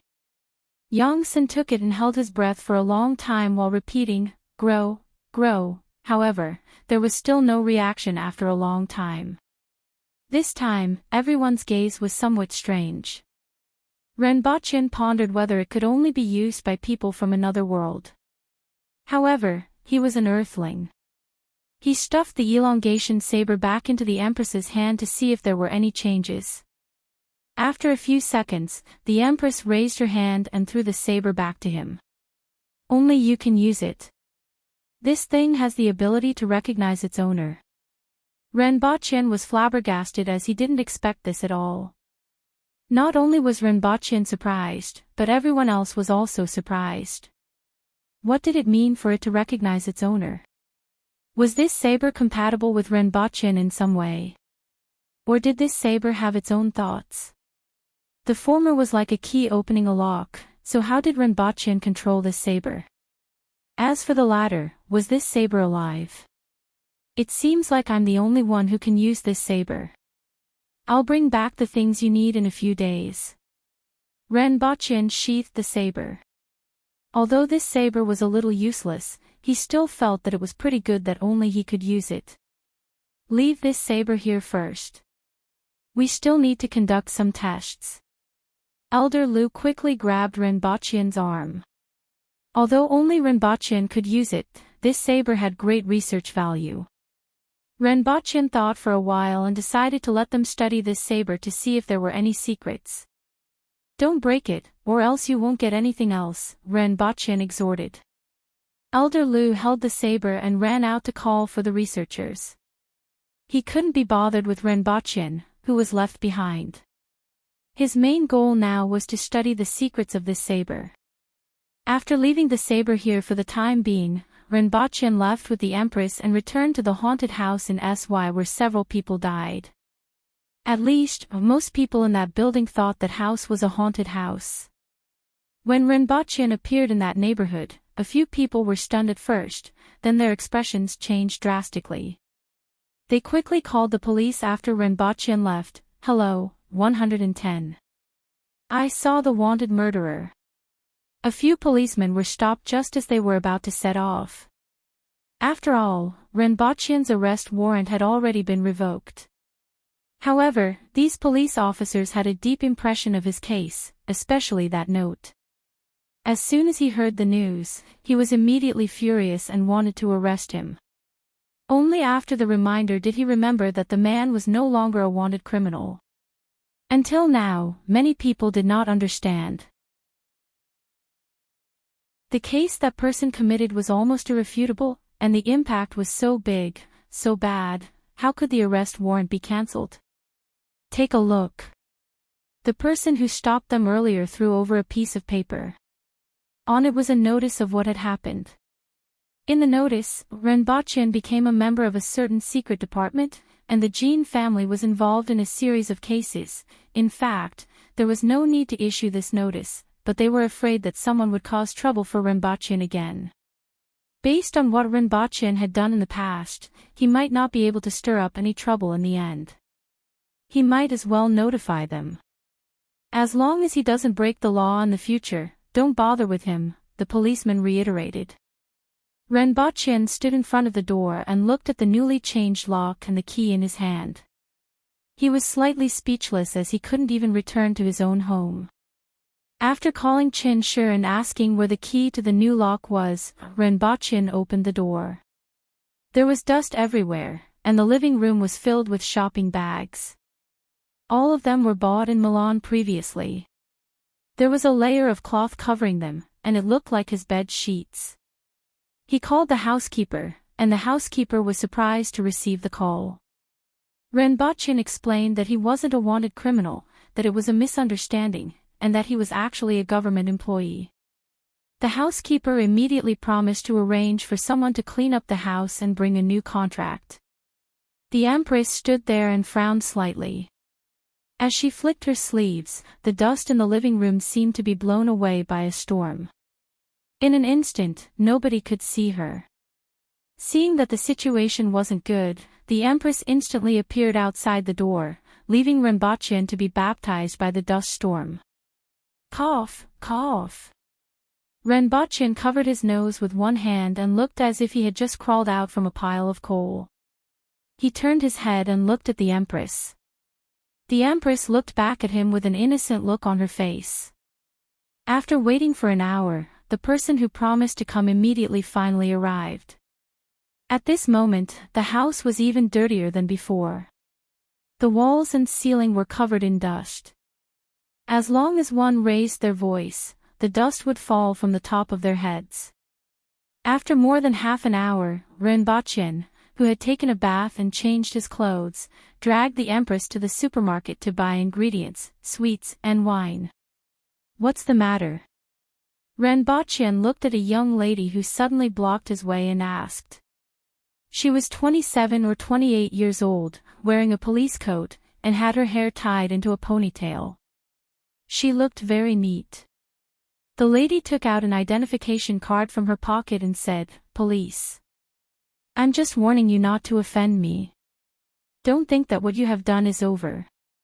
If you think that I have done something wrong, you can arrest me."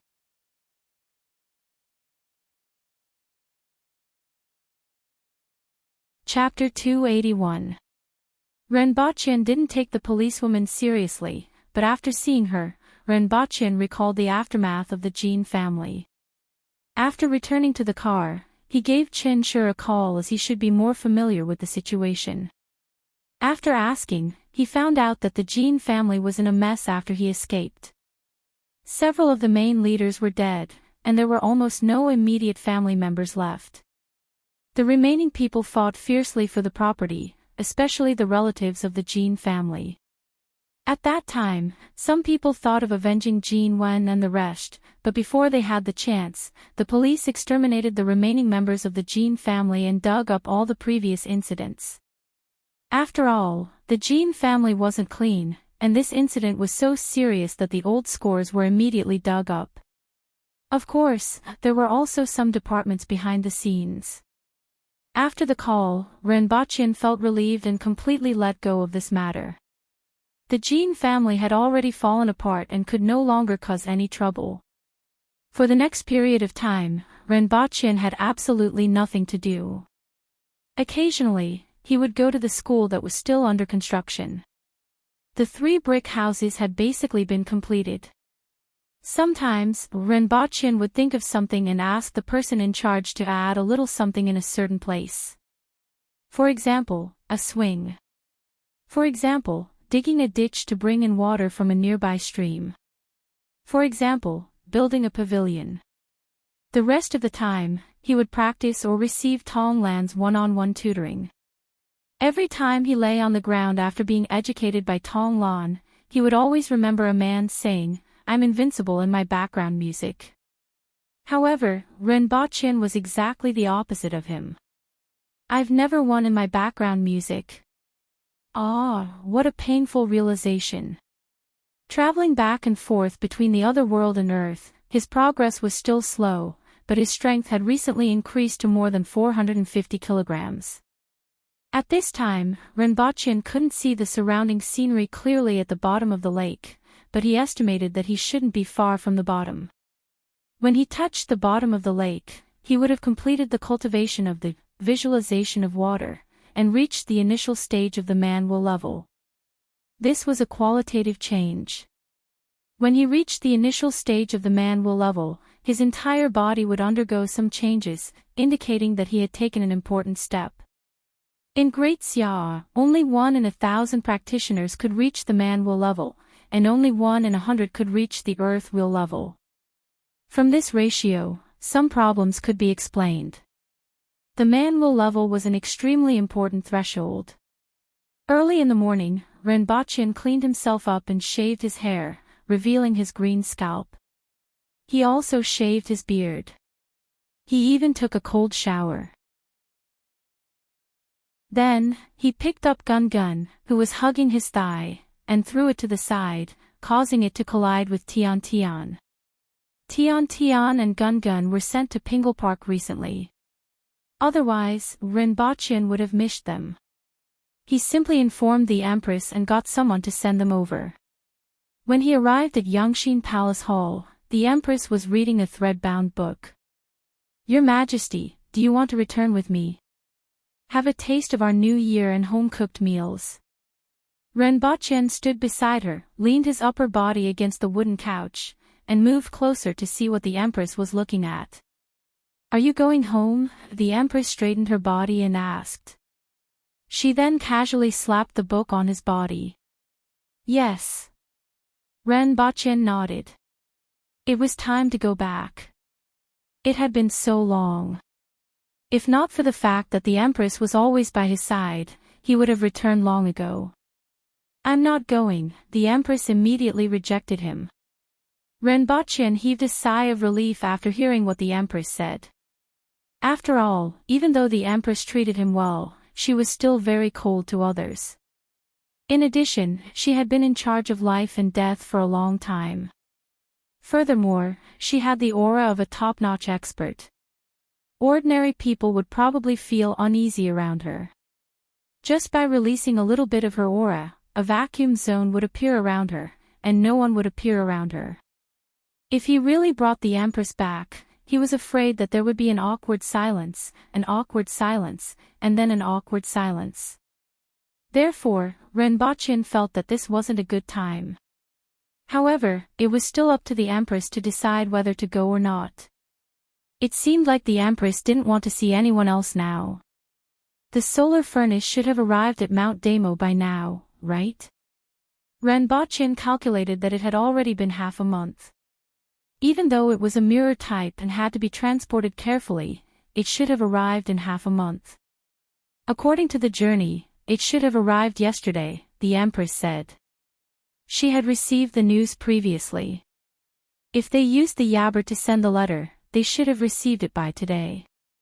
After all, not only Renbochin and the Empress were concerned about this matter, but many people in the imperial court were also paying attention to it. This was a major event that could affect the entire Dao. The people from the Ministry of Works, Ministry of Revenue, and Ministry of War were also waiting for the news. On Mount Damo, dozens of people were busy fixing concave mirrors on a huge shelf. A group of people surrounded them and watched the show from afar. "This thing can melt Mount Damo." Gu Qiong, the supervisor of the iron mine at Mount Damo, and many of his subordinates looked at them busily.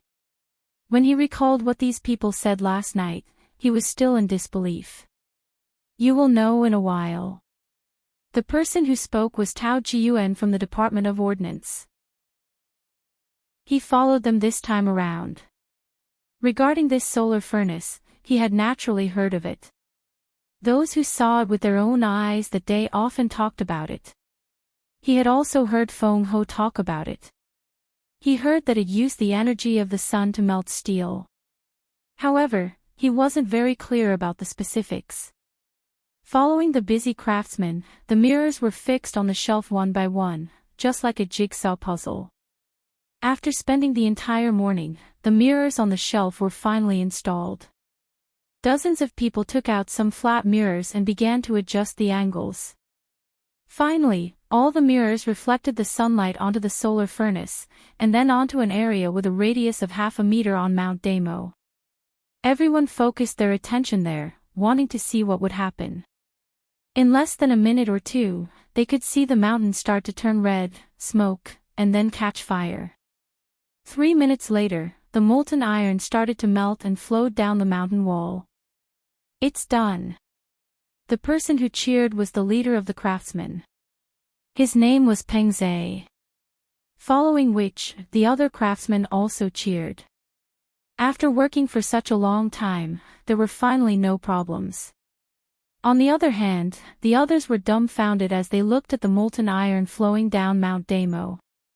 They actually did it. Previously, the method of burning the mountain could increase the output of the iron mine by several times. With this thing, it wasn't just a few times, but more than 10 times, or even 100 times. Following which, the craftsmen prepared to install the second solar furnace. This time around, they brought enough concave mirrors to make 3 of these solar furnaces.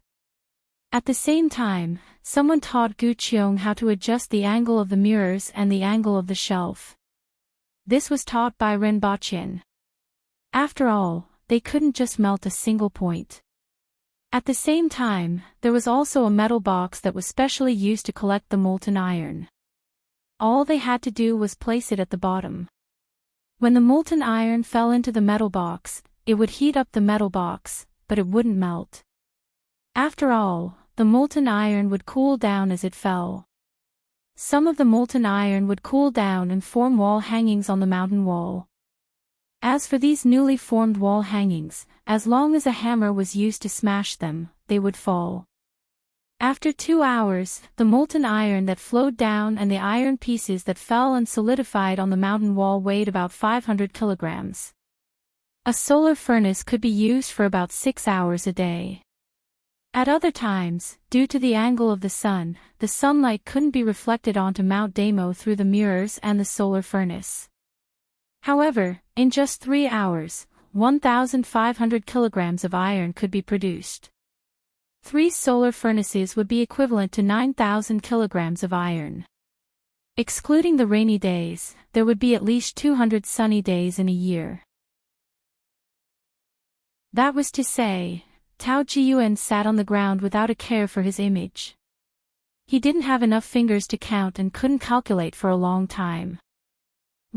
8 million kilograms. When Tao Jiyuan finally came up with this number, his lips were trembling. This number really scared him. When the others heard it, they also started to tremble. Gu Qiong's face was flushed as if he had drunk too much. One had to know that Dayo's annual production of iron was only about 5,000 kilograms. Now, with this solar furnace, the annual production of iron was equivalent to 100 years of iron production from Mount Damo and Mount Liuzue. This number was simply too terrifying. Furthermore, as long as there were enough manpower and solar energy, this number would continue to increase. Based on the production of a saber that weighed 20 kilograms, close to 100,000 sabers could be produced in a year. One had to know that for so many years, Dayo didn't have a 100,000-strong army. One of the main reasons was the lack of weapons. Among the commoners, a short saber could be regarded as a family heirloom. When this news reached the Ministry of Works, the Ministry of War, and the Ministry of Revenue, these few departments were about to explode. The loud noise could even be heard on the streets outside. Tong Jinya and Qin Chuan's wild laughter lasted for the time it took to burn a joss stick. Even though they had seen Renbaqian demonstrate the solar furnace, they didn't expect it to be so effective. That night, Tong Jinya from the Ministry of Works and Qin Chuan from the Ministry of War invited their subordinates to a banquet at House Yunyan. In the end, it turned into a decisive battle at the summit of a brothel. Tong Jinya had the last laugh again. When the Empress received this news, she was a little dazed at first. Soon after, she revealed a look of joy. At this rate, they could produce 200,000 weapons in 2 years. They didn't even need that many weapons. As long as they could produce 50,000 weapons, Dayo would have an additional 50,000 strong soldiers. 30,000 of them would be transferred to the Protectorate of the North and the remaining 20,000 to the Protectorate of the Southeast and Protectorate of the Northeast. At that time, even if Great Xia, the Yun nation, and the Qin nation launched an attack together, she wouldn't need to worry. The Empress was excited. She stood up and walked a few steps in the hall. However, she remembered that the person who could share this joy with her wasn't here at this moment. At this moment, Renbaqian didn't know about this. Even if he knew, he probably wouldn't be as happy as the others. An annual production of 1.8 million kilograms was only 1,800 tons, which was about the same as the annual steel production of the Tang dynasty. One had to know that the annual steel production of China on Earth was 1 billion tons. 1,800 tons wasn't even enough to meet the steel consumption of a small city. However, this was already a huge improvement for Dayo. At the very least, in terms of weapons, they would have sufficient stocks and wouldn't be controlled by others anymore.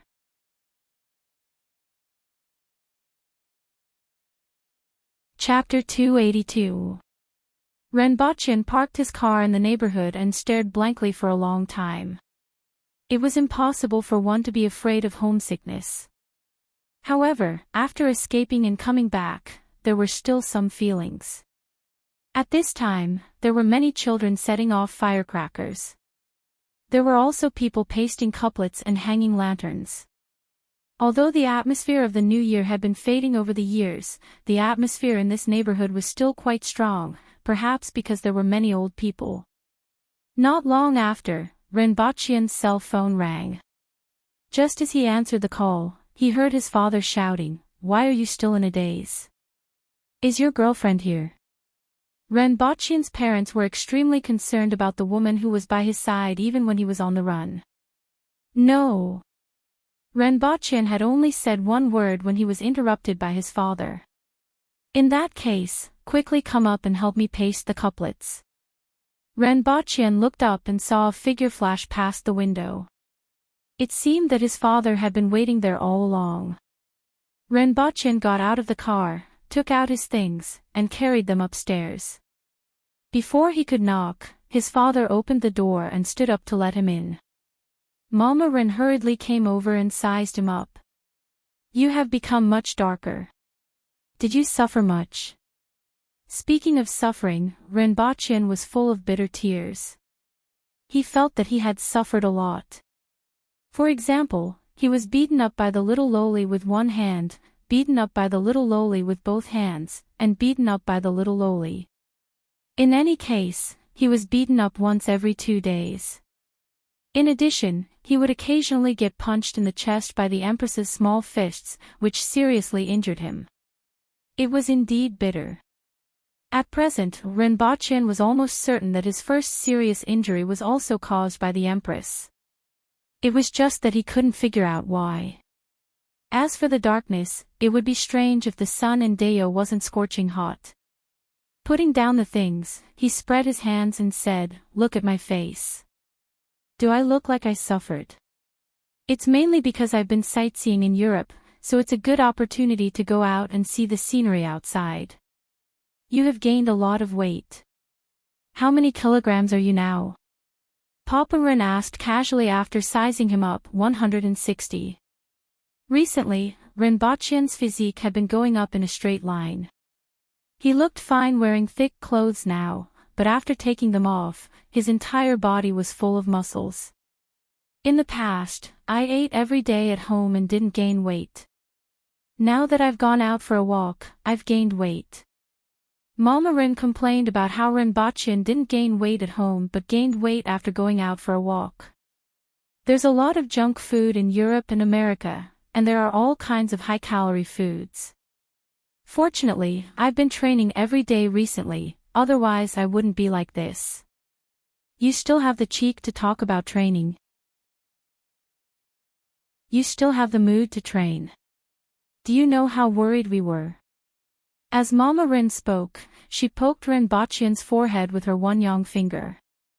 I'm helping the country with some things. Renbachian added, I'm a civil servant now. Renbachian and Renbachian were surprised. I can be considered a staff member of a certain department. There's no danger and I'm in charge of some simple tasks, Renbachian said. What about your business? It doesn't matter. This civil servant is actually a part-time job. It's just an identity. There is such a thing. Papa Ren and Mama Ren felt that it was somewhat inconceivable.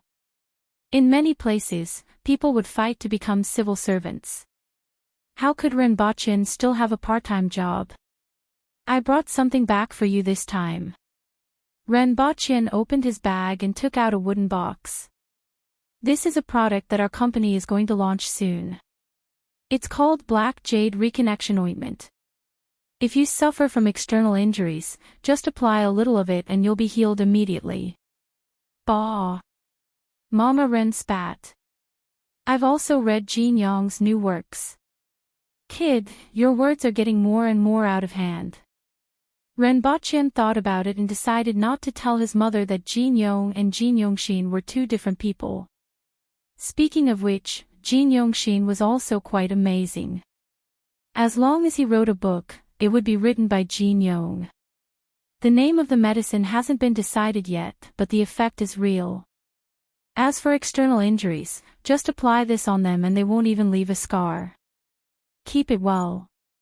Renbachian placed the small box on the table. The rest are clothes for you and your parents. Try them on when you have time. Aren't we going to put up couplets? Work first. Where did Wanyan go? Renbachian asked curiously. Why wasn't Wanyan home on New Year's Eve? He seems to have gotten a girlfriend. She's his high school classmate. I reckon that they are already together, Mama Ren said somewhat discontentedly. In her opinion, it was still too early for a freshman to fall in love. Not bad. Otherwise, all the good cabbages would have been eaten by pigs. Renbachian nodded. Then, he suffered another blow from the six-pulse divine sword.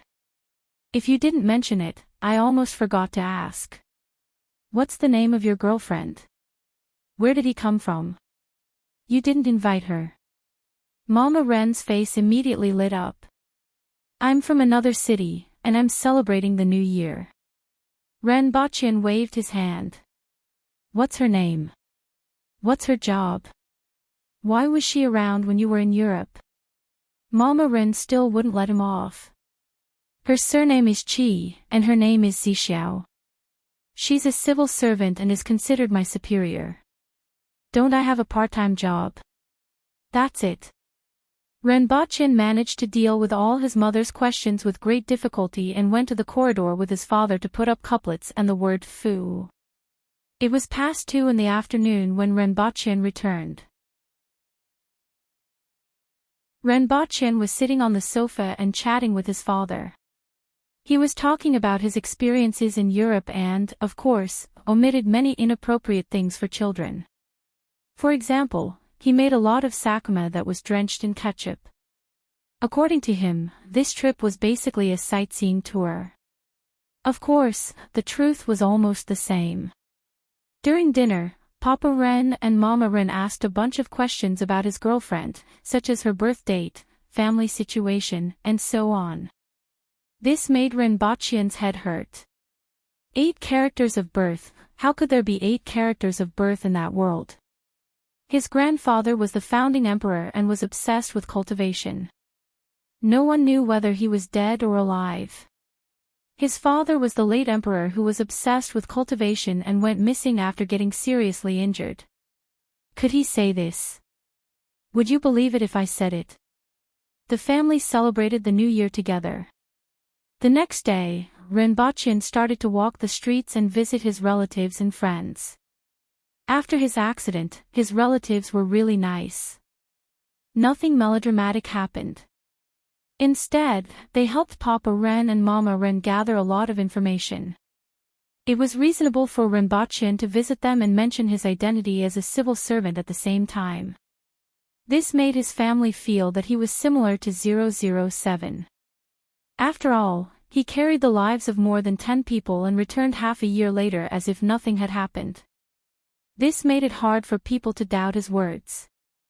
For ordinary people, Renbachian was considered a legend. Renbachian didn't comment on this. If he revealed his girlfriend, he could engrave the word legend on his forehead. He didn't need to reveal it because Mama Ren helped him reveal it.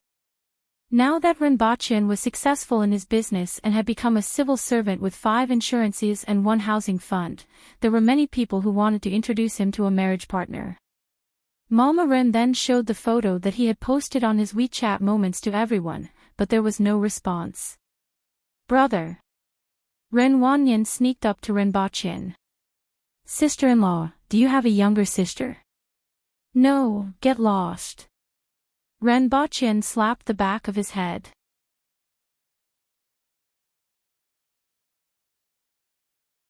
Chapter 283.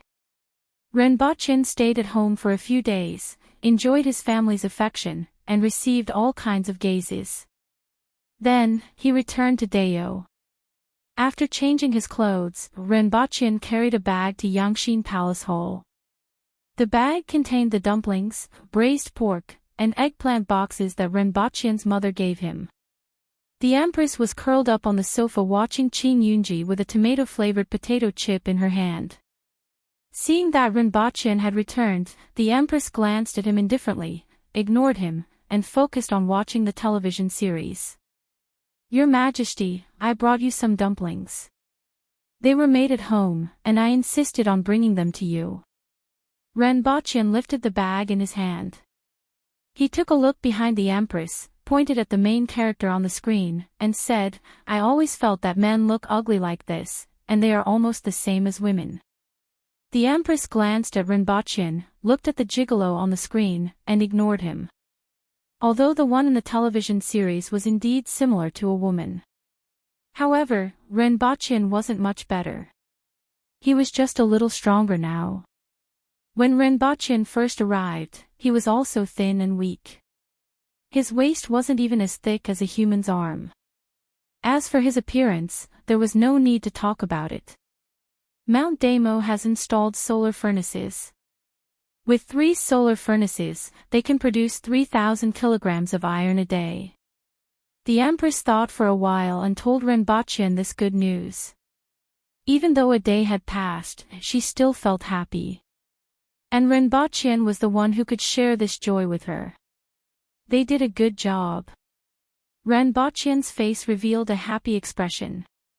Although it was much worse than the modern world, it was already a good start with Deo's foundation. With the remaining iron, he could also make other things. For example, steam engines.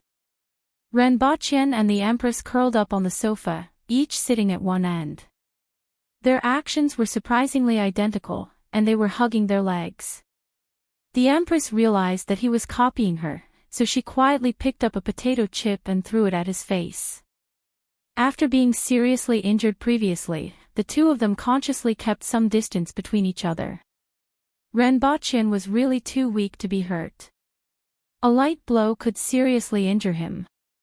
He was no different from tofu residue. However, this kind of small action was much more natural. Both of them felt that it was pretty good. From the next day onwards, Renbochin resumed his normal life. Practicing martial arts, getting beaten up, and at the same time, preparing to teach the students. After all, the day was approaching. In another 3 weeks, Dayo's new year would be over, and it would be time for the students to report for duty. While preparing the teaching materials, Renbochin realized that being a teacher wasn't an easy task. The students in Dayo were different from when he was young. At that time, he had no other choice. Everyone else also learned the same things and went through layers of examinations to enter university. Furthermore, these things were still new to Dayo. They needed to be interesting and attractive to Dayo in order to do so. For the time being, Renbochin's courses were Chinese, mathematics, physics, and chemistry. Among them, language was still easy. The main thing was literacy. Simplified Chinese characters. He was ready to spread simplified Chinese characters to this world. Mathematics was a necessity. Adding and subtracting with less than 2 digits required one to break one's fingers. Anything with more than 2 digits required one to guess. This was a common situation among the Aboriginal commoners. The officials were not much better off. They could do simple addition and subtraction, but if it was slightly more complicated, they would have to scratch their heads. Only the people from the Ministry of Revenue had mastered the multiplication and division of 2-digit numbers. There was almost no foundation in physical chemistry in this world. For example, when you hit a rock, your fist would hurt. Everyone knew this. If one were to ask why, it was simply nonsense. After all, a rock was harder than a fist. These were all reasons that should be taken for granted. He had not even considered the deeper effects of power, let alone others. If they wanted to build Dayo into a well-off imperialist society with Dayo's characteristics, it would not be possible without these foundations. No matter how strong one was, he could only destroy and not use it to build. Except for brick moving.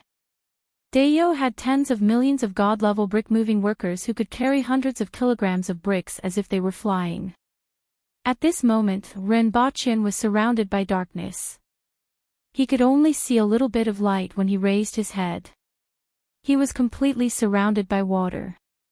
The huge pressure almost kneaded Renbochin together. Every inch of his body was under tremendous pressure. The last bit of air in his lungs was squeezed out. Renbochin knew that he was going back soon. However, he still tried his best to dive down, even if it was just a little bit. At this moment, his fingertips seemed to have touched something, causing his body to tremble. The lake was dead silent. There wasn't even a single water plant. It had been a few months since he touched something in the water. Could it be that I have touched the bottom of the lake? Renbochin was ecstatic. Did touching the bottom of the lake mean that he had finally reached the threshold of the manual level? However, his strength had also dissipated. His vision started to turn black. Soon after, he returned to the real world and felt extremely tired.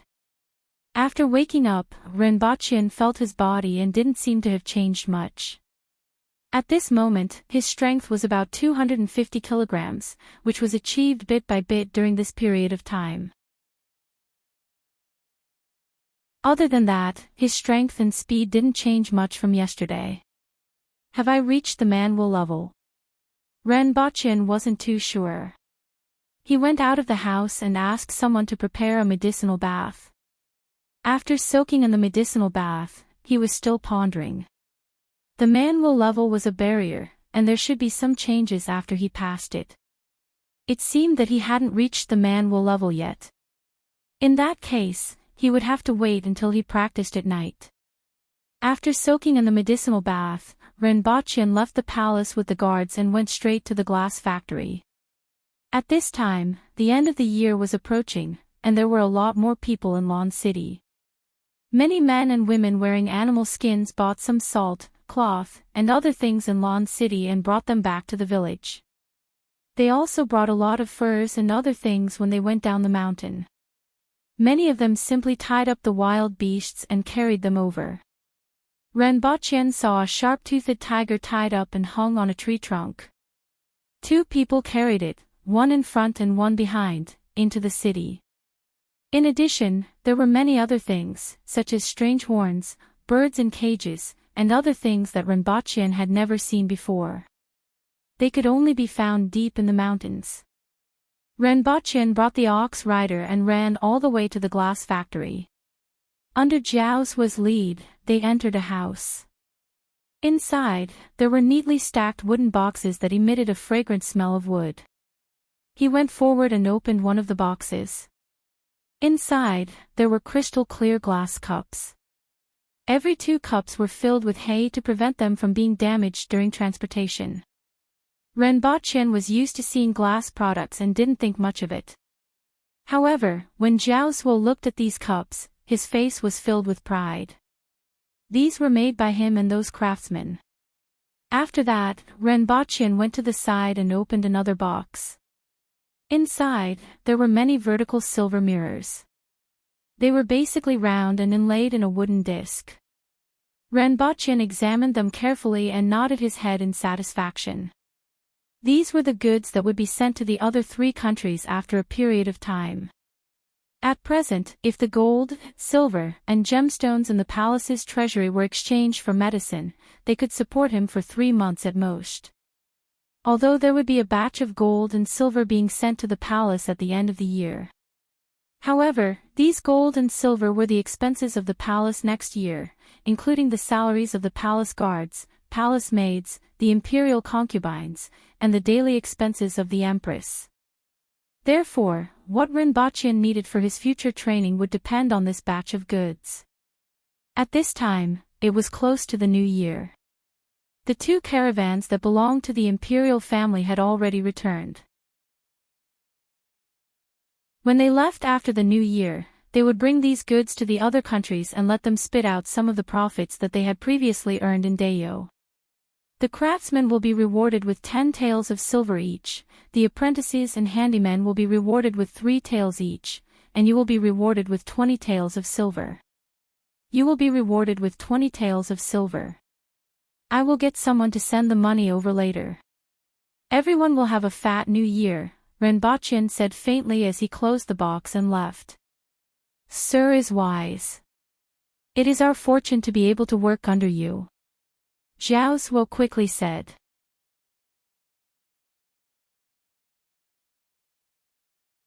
Chapter 284. That night, Renbachien entered the visualization of water again. It was still a lifeless lake with a faint mist and a few small trees. Renbachien couldn't wait and dived into the lake. He swam to the center of the lake and dived down. 10 meters, 20 meters, 30 meters. The water pressure was getting stronger and the surrounding optical fibers were getting dimmer and dimmer. However, Renbachien's condition today was better than yesterday. His heart was burning with passion. When his fingers touched the object below again, there was still a little bit of air left in Renbachien's lungs. According to his experience, he could hold on for another 10 seconds or so. These days, he was very familiar with the condition of his body when he dived down.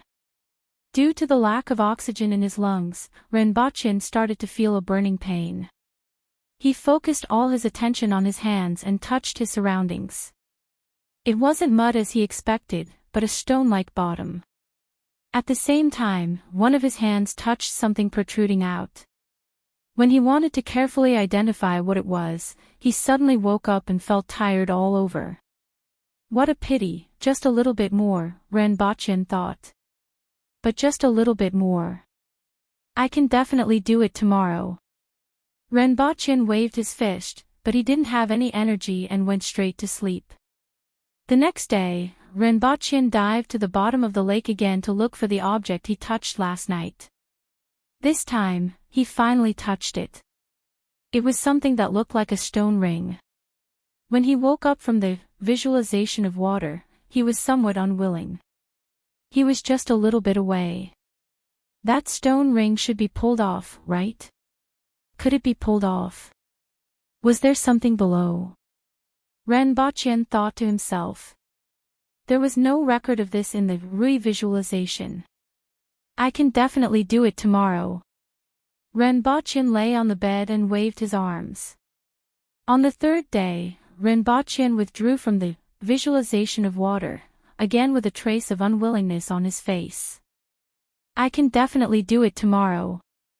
On the fourth day, Renbachien withdrew from the visualization of water, and lay on the bed, damn it. On the fifth day, Renbachien cursed, F***ck. There wasn't much progress over the past 5 days. Even Renbachien had some doubts about whether his method was wrong. However, in the end, Renbachien carefully thought about the re-visualization that he was practicing. This visualization of water, from the start, was to absorb the effects of medicine and change his body little by little. Besides increasing his strength, his stamina was much better than before. For example, even if he walked for a few hours, he would not feel tired at all. His daily visualization of water dive to the bottom of the lake was to put pressure on his body on the consciousness level. At the same time, it affected his external body and unearthed his body's potential. This was the process of his body absorbing the medicinal effects. From the beginning, the visualization of water had always been used for this purpose. Then, that Shirhuan definitely wasn't playing some puzzle-solving game with him. Instead, it was the same as before, trying to squeeze him dry so that he could unearth his body's potential. Now that he was at the bottom of the lake, what he needed to do was to pull up the stone chains. At the thought of this, Renbachien made up his mind. If one day wasn't enough, then 2. One day, he would be able to pull up that stone ring. After a few more days, Renbachien returned from Earth and took another medicinal bath. He pulled the stone hoop again, and after using all his strength, he finally felt as if he could pull it up a little. This made him overjoyed. He knew that he had done the right thing. The stone slab under the stone ring was pulled up a little. There seemed to be a door there. Another day passed. On this day, Renbachien was lying on his bed practicing the visualization of water. His originally calm body suddenly trembled. 2 streams of heat flowed from his kidneys and began to circulate throughout his body. Wherever the 2 streams of heat flowed, his blood vessels and veins bulged. His muscles also bulged as if there was something swimming under his muscles. As the heat flowed through his body, Renbachien's body heated up and turned red at the same time. It was as if he was having a high fever. His body temperature quickly rose to 40 degrees Celsius. However, all his sweat pores were tightly shut, and the heat could not be discharged along with his sweat. After a while, Renbachien's head began to emit a steam-like gas, just like a large kettle. If this was seen by someone on Earth, they would probably think that they were witnessing the legendary 3 flowers at the crown and 5 cheese toward the origin. After a long time, the white gas on Renbachien's head began to decrease, and his body temperature also dropped. At this moment, Renbachien slowly woke up. He had just woken up, but he did not feel the feeling of breaking through a bottleneck or advancing in his cultivation. His whole body felt exhausted, thirsty, and tired. His mind was not very clear, and he only wanted to have a good sleep. He struggled to get up and drank 3 cups of water before falling into a deep sleep on the bed. Renbachien was woken up by hunger. He could not see the exact time, but the sky was not bright yet. His stomach felt like it was on fire, and every cell in his body was screaming for hunger. He got up from the bed, ran out of the room at lightning speed, picked up a bamboo shoot that was prepared for Tian Tian and Gun Gun, and started to chew on it. The 2 little chaps were woken up by him. When they realized that he was secretly eating their bamboo shoots, they staggered forward and wanted to snatch it back. However, Rinpoche's eyes were glowing green. He even had the intention to roast these two chaps. When he saw them, he could smell the smell of meat. Sir Ren. The guards outside were alarmed by the noise inside. They came in to check and found Rinpoche squatting there. His eyes were glowing green, and he looked terrifying. Quick, bring me to the imperial kitchen. I am going to starve to death. Rinpoche had already finished his second bamboo shoot, but his stomach did not feel any better. He knew what he needed. Meat, a lot of meat. When they arrived at the imperial kitchen, Rinpoche did not see any leftovers. Regardless of whether it was vegetables or meat, they were all raw. He chewed on the fruits while getting someone to start the fire and stew the meat. After struggling for 3 hours, Rinpoche ate 2 pots of meat consecutively, which weighed about 15 to 20 kilograms, before the feeling of hunger finally subsided. Rinpoche leaned against the wall and sat on the ground. He really wanted to curse in his heart. The last time he encountered such a situation, it was the same for this breakthrough. The next time he broke through, he must prepare food first. At least, he had to prepare a few kilograms of braised beef. Otherwise, the feeling of hunger from head to toe wasn't something an ordinary person could endure. After resting, Rinpoche picked his teeth while strolling back to Pingle Park. The sky was already bright. At this moment, Rinpoche felt a little uncomfortable. It was as if his body was a lot more relaxed. His legs were light, and walking was almost like a moonwalk. When he returned to Pingle Park, he tried running 10 meters in an instant. His speed was much faster than before. If he needed around 13 seconds to run 100 meters previously, he only needed around 8 to 9 seconds now. However, he still felt as if he was not exerting his strength. The sudden change in his body made it difficult for him to control it. At the same time, the speed of his punches had increased a lot. This was especially true for his strength. When Rinpoche returned to Pingle Park and played with the stone dumbbell, his strength had increased by at least 50 kilograms. This meant that he now had more than 600 kilograms of strength. As for his jumping ability, this was the biggest improvement. He was able to jump up a 2-meter-tall wall with just one step. Rinpoche clenched his fists with a face full of joy. This breakthrough had actually improved his body so much. Following which, he asked the guards to help him test out other aspects of his abilities. He realized that his dynamic vision and reaction time were much faster than before. For example, when he was fighting with Tong Lan previously, he couldn't see her movements clearly. Even if he could see them occasionally, his body couldn't react in time. After the test, Rinpoche was excited for the whole day. He had finally advanced to the manual level and could be considered a practitioner. Furthermore, his strength had improved a lot. Even though his strength had only increased from 250 kilograms to 600 kilograms, the result of this increase of 100 kilograms was crushing. Needless to say, his speed had increased by 40%, his jumping ability had doubled, and his dynamic vision and reaction time had increased by 30%. If he were to compare his current strength with that of a day ago, Rinpoche felt that he could fight against 3 people effortlessly. A difference of 30% to 40% wasn't considered big, but in fact, it was like the difference between heaven and earth. If he were to fight with his previous self, he would be able to see the movements that he couldn't see clearly previously. He could now dodge the attacks that he couldn't dodge previously. On the other hand, Tong Lan's perspective was the exact opposite. Rinpoche had an excited smile on his face all the way until he stood with Tong Lan at the training ground in the afternoon. First, he played the background music for himself. Theme.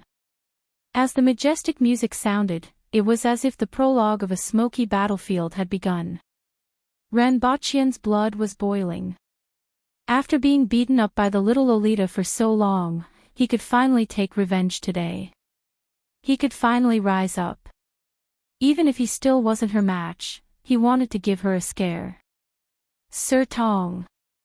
Renbochin suddenly put away his previous expression and smiled at the person behind the little Lolita. Then, he lowered his body and rushed toward Tong Lan like a leopard. His first move was a series of punches. The little Lolita was startled by his sudden increase in speed and was indeed caught unprepared. However, it was only for a moment. Bang! Renbochin flew out in an arc and landed heavily on the ground. Sigh, such is life. Renbochin lay on the ground, looked at the azure sky, and let out a faint sigh. Your strength has improved. The little Lolita was surprised. Renbochin actually improved so much today compared to the day before yesterday. He actually improved from lying down after 2 moves to lying down after 4 moves, which was a full improvement. Renbochin opened his mouth and blew a bubble. No matter what, he had already advanced from a level 2 rookie to a level 3 rookie. Furthermore, he discovered a problem during this exchange. His ability to withstand blows had also improved. Previously, when Tong Lan's fists hit his body, it was still very painful. But now, it was only slightly painful and much less painful than before. Tong Lan controlled her strength very well and had always used the same amount of strength. In other words, his ability to withstand blows had also improved by a lot. Previously, he was seriously injured by the Empress's small fists and was on the verge of death. The current him should only be seriously injured.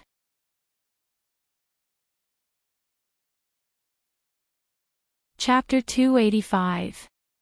Even though he was lectured by Tong Lan again about why the flowers were so red, he was still delighted. After all, it was one's own strength. The feeling of being stronger than before and being filled with power still filled one with joy. To be honest, stepping into the man-will level was only the beginning. It had only been 6 months since he came to this world. To be able to reach this level was already enough to make him happy and a little proud. He was indeed a talent. In just over 6 months, he had already reached the man-will level without any foundation. After careful calculation, he realized that he had only been cultivating for 4 months at most. Only 1 in 1,000 practitioners could attain the man-will level. This was the difference between geniuses and mortals. Furthermore, if he reached the man-will level before Dao's new year, it wouldn't be too embarrassing for him to participate in the lantern-grabbing contest. Renbochin hummed a tune as he arrived at Yangxin Palace Hall. He then heard a cold snort and a voice full of murderous intent. He's courting death. Find out where he is. When Renbochin entered Yangxin Palace Hall, he saw 2 tall and sturdy men wearing leather armor. The leather armor looked a little old and there were traces of swords and knives on it. You guys can leave first. Find him, the Water Empress said coldly. Yes, Your Majesty. The 2 of them cupped their hands in greeting before turning around and leaving. However, their expressions were somewhat troubled. It would not be easy to find an expert like Lu Pinghai. If he was in Dao, it would be easy to find him. However, the other party's main activity area was in Great Xia, and it was extremely difficult to find him. When they turned around, Renbochin realized that they were twins. If he remembered correctly, they should be from the Protectorate of the North. He had seen them from afar in Ping City. After the 2 left, Renbochin stepped forward and asked, Your Majesty, why are you so angry? I'm looking for Lu Pinghai to exchange for something. I'll even let him ask for anything he wants. As long as it's not too much, I'll agree. However, he thinks too highly of himself and actually rejected me. The Empress was still angry. Renbochin smiled bitterly. This seemed to be normal. However, this wasn't normal in the eyes of the Empress. The name Lu Pinghai sounded familiar. Renbochin thought about it carefully and realized that he was the 8th most powerful expert in the world. He had done some homework these few days. Is it very important? Renbochin probed. The Empress was so angry, and her target was the 8th most powerful expert in the world. Presumably, the item was very important. You can say that. The Water Empress replied. The Spirit Yuan pill was of no use to her and was completely for Rinpochen. At that time, because Rinpochen's physical foundation was too weak, he could only cultivate re-visualization. Therefore, she asked Hongwu to send someone to look for Lu Pinghai to exchange for a Spirit Yuan pill that could supplement his physical foundation and increase his cultivation speed with the remaining medicinal power. However, Rinpochen actually smoothly reached the most important threshold of re-visualization, and attained the man-will level within a few months. Furthermore, this re-visualization did have some tricks up its sleeves. It was able to strengthen a person's foundation with such a poor foundation and allow him to enter the man-will level steadily. It was just that the consumption was a little too high. However, whether the elixir was useful or not was one thing, and whether Lu Pinghai would give it to him or not was another matter. She was still quite angry at Lu Pinghai for rejecting her. This was her personality.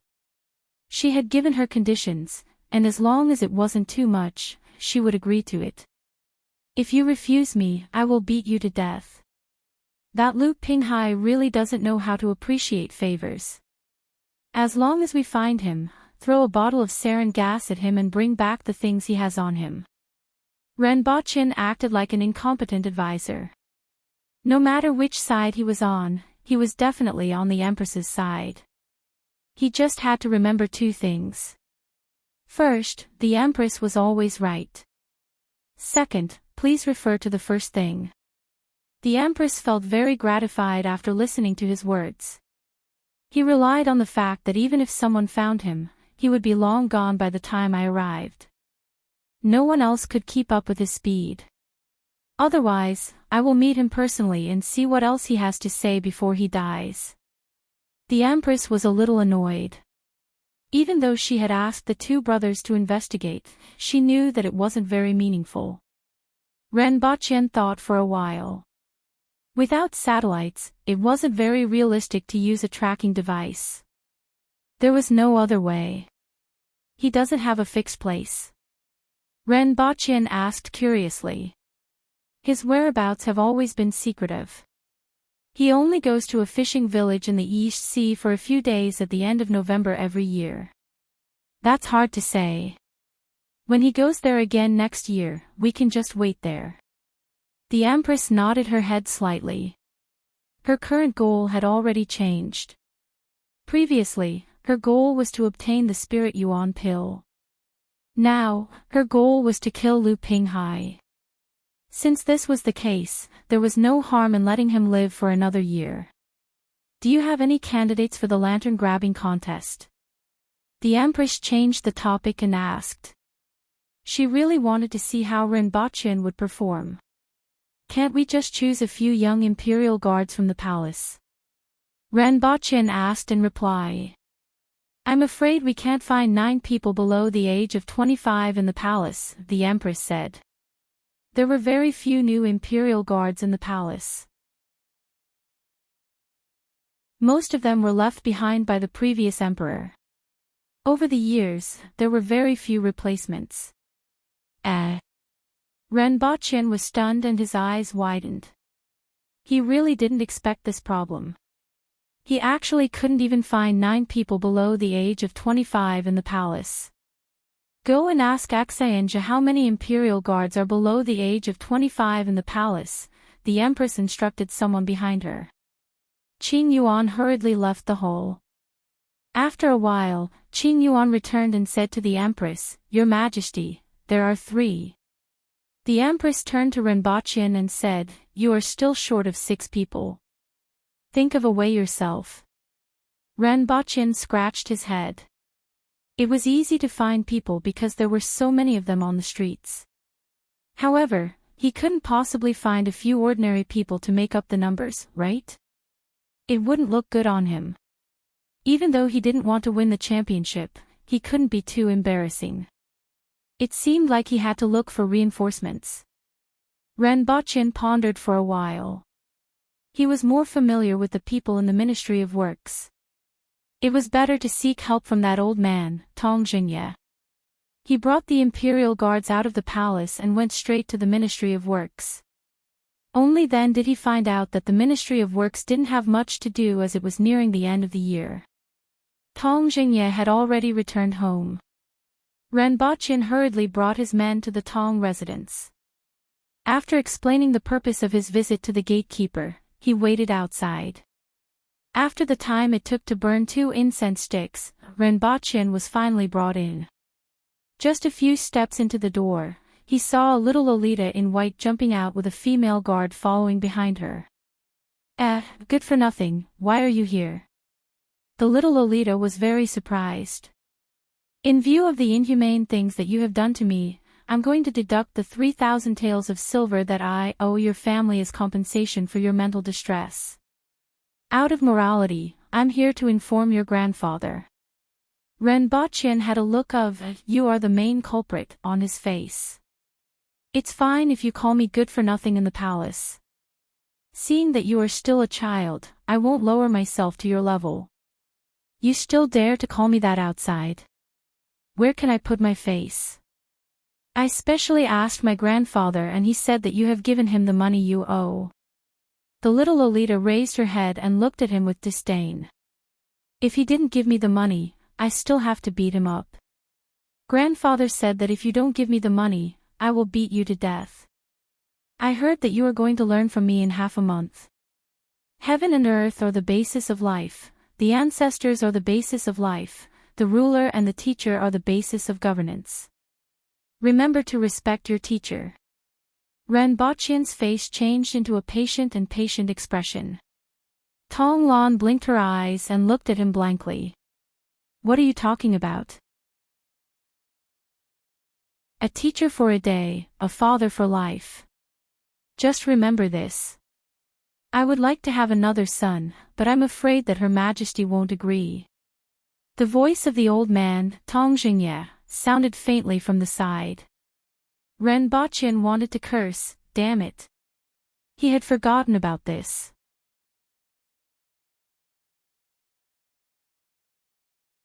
Chapter 286. Renbochin explained the purpose of his visit to Tong Jinye and the guest room. Tong Jinye stroked his beard and said, I have a grandson who is 18 years old this year. His strength is pretty good. Renbochin was originally prepared to borrow a few people with similar strength. He didn't expect Tong Jinye to actually have a grandson. But he seems to have formed a team with a few friends. The second half of Tong Jinye's sentence made Renbochin swallow the words that he was about to blurt out. Why are you telling me this when you already have a team? Are you trying to show off that you have a grandson? Renbochin started to feel that it was a mistake to look for Tong Jinye. This old man wasn't reliable at all. Why don't you bring Tong Lan along? Renbochin almost choked. He was going to grab a lantern. What was the point of bringing a little loli along? Look, she's still a bit stronger than you. At the very least, you can't beat her. She'll probably think that you're a burden, but with this old man's help, she'll still agree. Over the years, there have also been female teams that have participated in the lantern-grabbing contest, Tong Jinye said as he spread his hands. Tong Jinye's words rendered Renbochin speechless. He really wasn't a match for that little Lolita. Lend me a few earth will level servants. The people from the Ministry of Works will do as well. As for Tong Lan, forget about it. It won't be good if she gets hurt while snatching the lanterns, Renbochin said. Tong Jinye looked at Renbochin for a long time as if he was looking at a retard. Even Renbochin felt uncomfortable. Do you think young people with that level of strength are all cabbages? If he had that kind of strength at that age, he would have joined the army long ago. In the army, he would have been worth nurturing. How could he have become a servant? Those who had such strength at this age were mostly the sons of the imperial court officials or the talented commoners in Lan City. Every year, the young people who perform outstandingly in the lantern-grabbing competition, if they don't have a family background, are immediately recruited into the army or the public order bureau or the monitoring division. Ren Baqian was slightly stunned. All the imperial guards in the palace were at the earth will level. He was used to seeing them and had forgotten about this point. However, he didn't know the second half of Tong Xingye's words. It turned out that the lantern-grabbing competition was also used to select talented young people. But thinking about it, this was indeed a good idea. Ren Baqian suddenly thought of something and asked, "Do we have any examinations like the military selections?" "What is the military selection?" Tong Xingye asked curiously.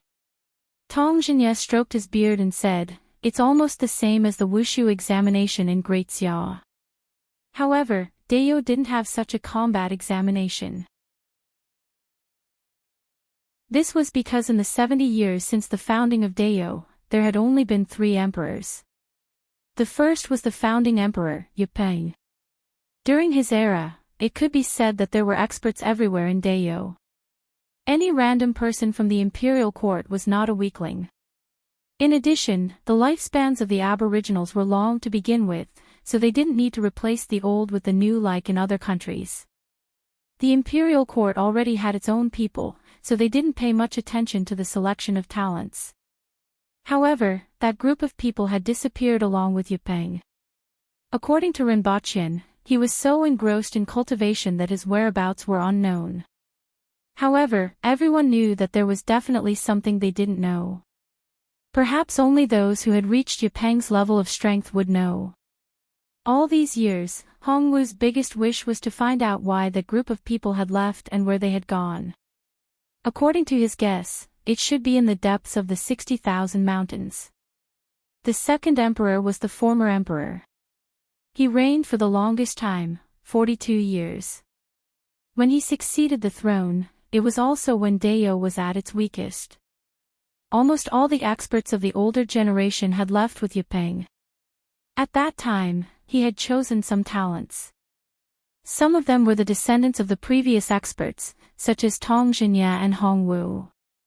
Some of them were young experts that he had chosen from the villages in the 60,000 mountains and were now mainly in the protectorates. One of the more famous ones was Shi Wangu, the protector general of the south.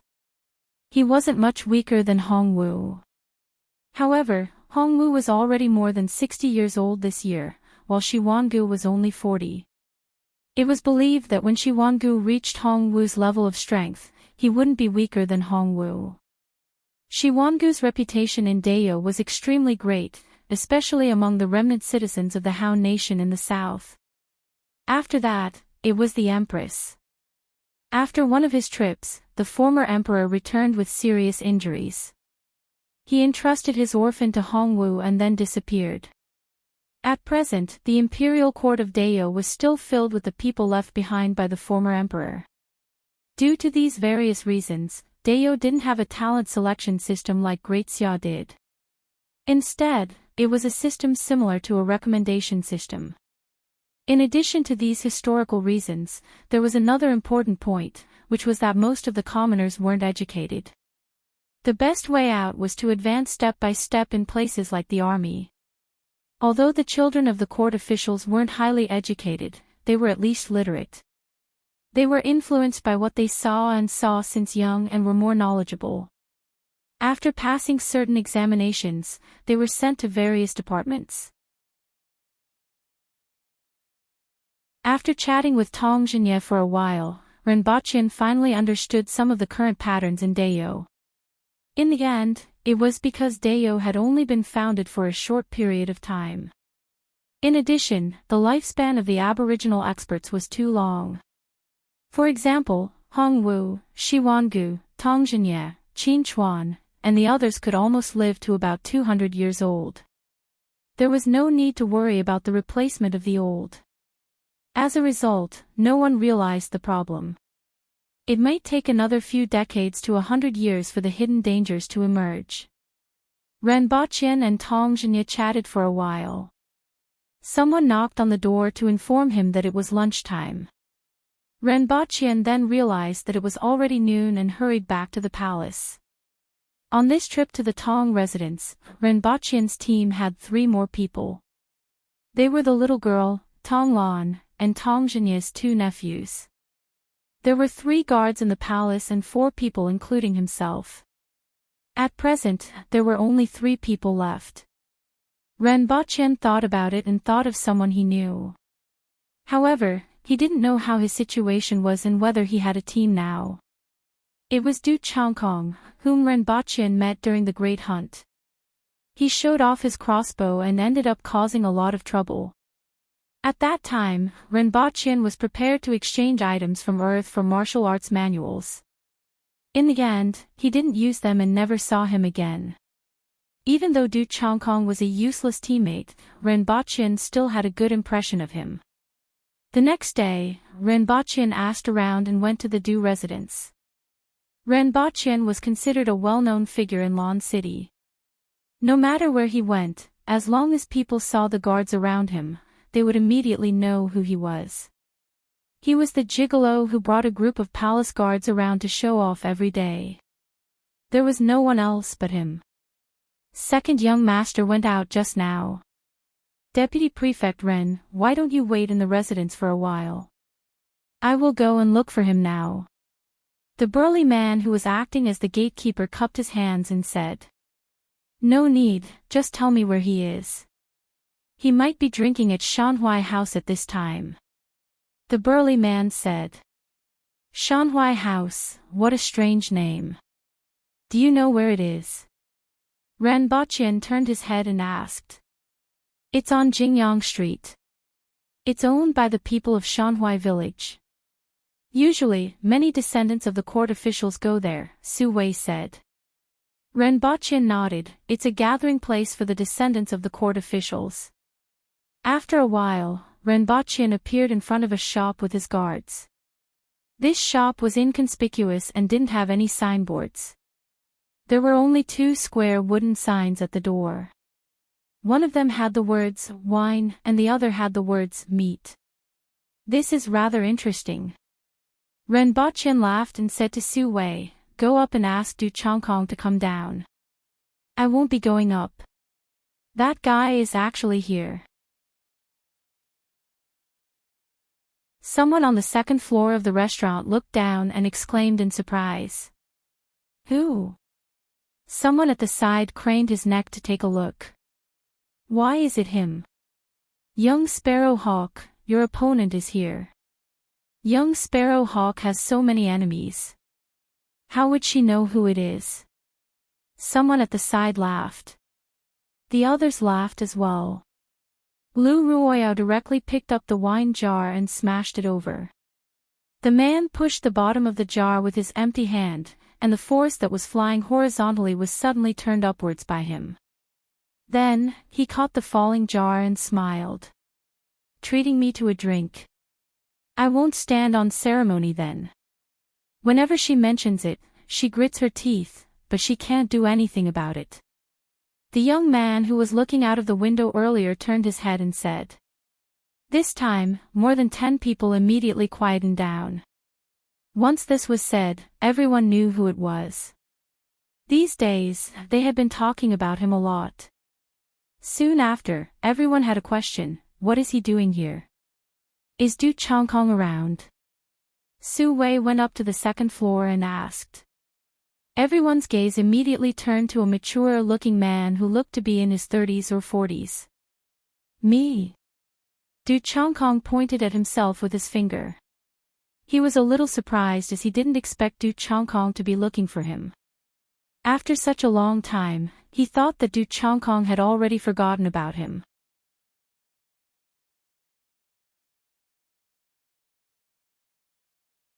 Chapter 287. Du Changkong did not know why Renbachian was looking for him.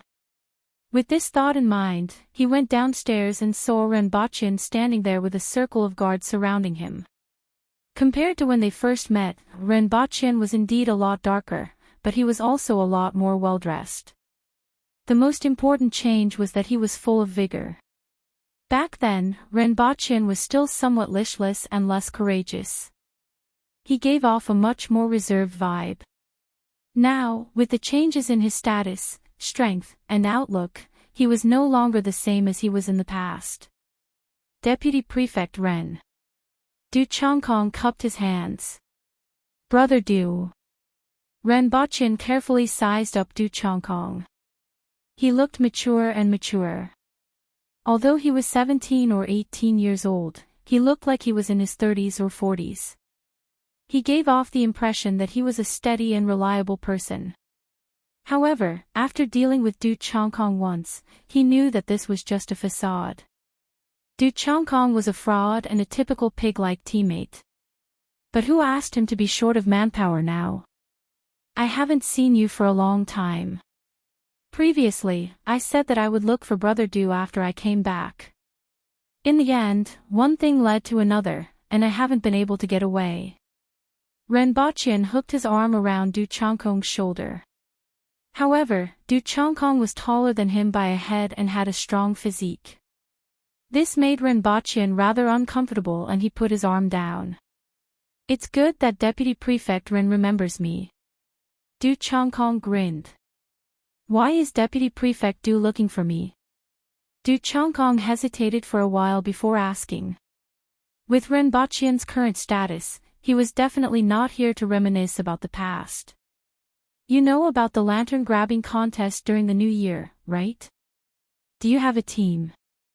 I'm still short of one person, so I immediately thought of you. After all, we are acquaintances, and I'm confident in your abilities. Ren Bachin patted him on the shoulder. My brother and I formed a team. We have 4 people. Du Changkong felt a little awkward. In fact, he was well aware of Ren Bachin's strength. He could tell at a glance. However, he didn't really care about winning or losing. Friendship came first, competition came second, and participation was the most important. Furthermore, everyone knew that the Empress thought highly of Ren Bachin. Since they had interacted with each other before, it would be a good thing to use this opportunity to build a good relationship with him.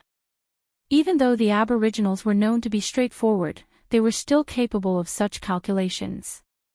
How's his strength? Ren Bachin asked. Slightly worse than me, Du Changkong said after thinking for a while. That's easy. All 4 of you come in. It's settled then. Ren Bachin laughed heartily. This was a good thing. 4 people could come in directly, and one of the palace guards could be removed later. Otherwise, if the weakest one was eliminated based on strength, it would be him without a doubt. Other than himself or the palace guards, excluding the Tong clan, Du Changkong and the rest, it would not be good. How should we divide the work? Du Changkong asked. The lantern-grabbing team was usually made up of 10 people, and there were all kinds of roles. For example, the one in charge of opening the way was called Tooth Gate, the one in charge of snatching the lanterns was called Lantern Head, and the one in charge of preventing others from interfering with their own team and interfering with other teams was called Broom Pole. Of course, this was only a rough division. In reality, it was possible that the lamp holder had been killed, and Fong Men or Broom had come forward to snatch the lamp. Just like on the football field, a goalkeeper could also run into the opponent's penalty area to shoot. Let's meet the day after tomorrow, Ren Bachin said. Who else is there besides us? Du Changkong asked. Do you know Tong Lon?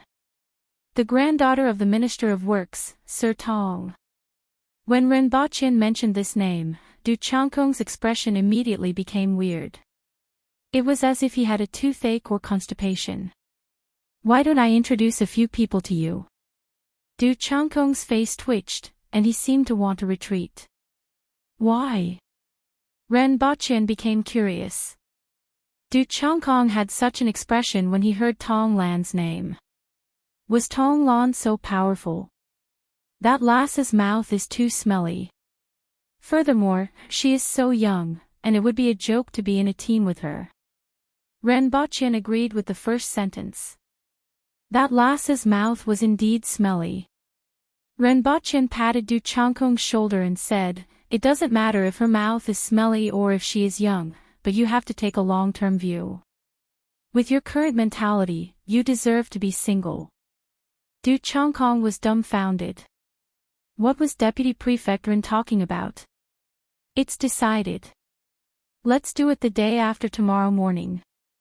The location will be at the training field beside the palace. Ren Baqian decided on this matter. Without waiting for Du Changkong to speak, he immediately got on the four-corned cow and brought everyone back to the palace. Du Changkong rubbed his head. Other things were fine, but that last Tong Lan was really too annoying. When they went upstairs, a few people looked at them and asked, "You have dealings with that person?" "I borrowed a crossbow from him in the past." "She knows about it." Du Changkong pointed at Sparrow Hawk. Her face immediately turned black.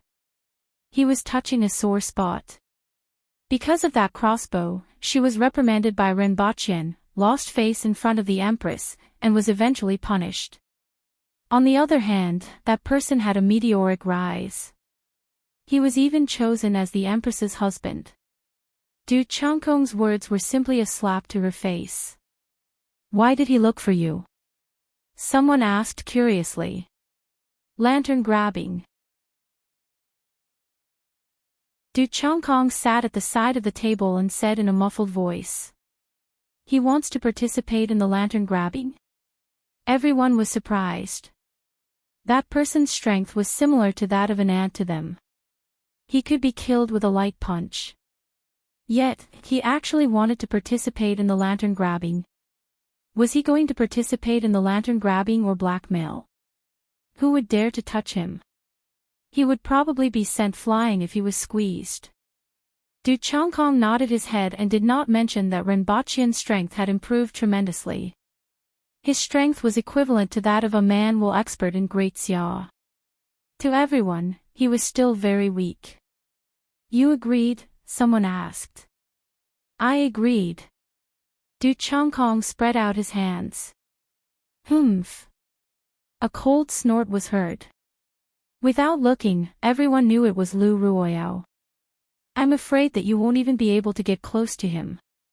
Lu Ruoyao sneered. "That's none of your business." Du Changkong wasn't a kind person. He was only afraid of Hong Xian. He didn't really care about Lu Ruoyao. Lu Ruoyao was so angry that she gritted her teeth. She was prepared to look for Hong Xian in a while. Originally, Hong Xian said that she wouldn't participate this year. However, since that person dared to participate, Hong Xian might be interested. She wouldn't be able to touch him during normal times. However, since he dared to participate in the lantern grabbing contest, he couldn't be blamed if he got seriously injured with just a light touch.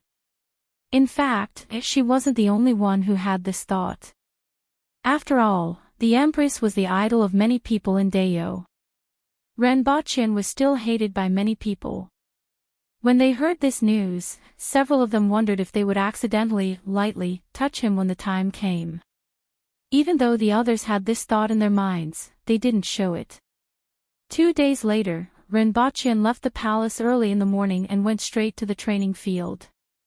At this time, it was time to change shifts and there weren't many people there. When he arrived, Du Changkong was already there with 3 other people beside him. 4 of them were squatting by the wall, eating a super large burrito in their hands. Deputy Prefect Ren. Du Changkong stood up and greeted Ren Baqian when he saw him. "Brother Du." Ren Baqian got off his 4-corned cow and sized up the other 3 people. They looked a little like Du Changkong, but they weren't as old as Du Changkong. Those who didn't know would think that it was a father bringing his 3 sons out. Du Changyue, Du Changqing, and Du Changjiang are all my brothers. Deputy Prefect Ren, call me by my name. Otherwise, I'll feel awkward. Du Changkong introduced them in a low and muffled voice. "Nice to meet you." Ren Baqian cupped his fists. The few of them quickly returned the greeting and sized up this legendary figure curiously. "That girl isn't here yet." Ren Baqian turned his head to look. The few of them waited for more than an hour before they finally saw the few of them. Tong Lan was standing on the back of a fork-horned cow. When she got closer, she flipped over and jumped down. She stretched out her finger and pointed at Rinpochen. With a face full of displeasure, she said, "You are such a good-for-nothing, yet you still dare to participate in the lantern-grabbing contest.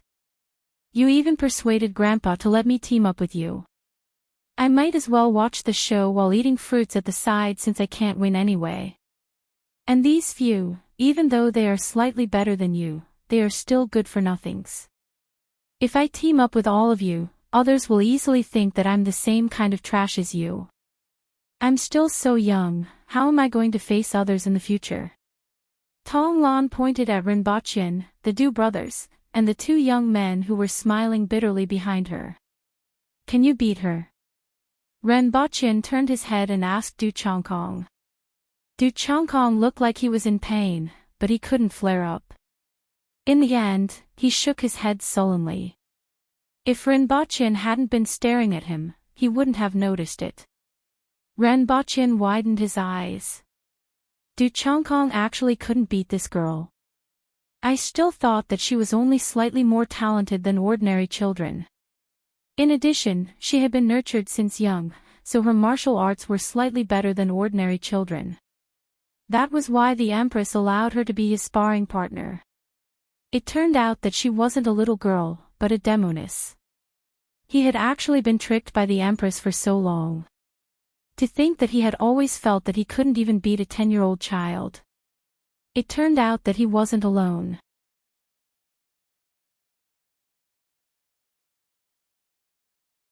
Chapter 288. Early in the morning, a group of people were scolded by a little loli, but they couldn't refute her. Their faces were twitching, and their faces were as black as the bottom of a pot. Only Rinpochen was in a good mood and was almost humming a tune. "Anyway, I'm not alone.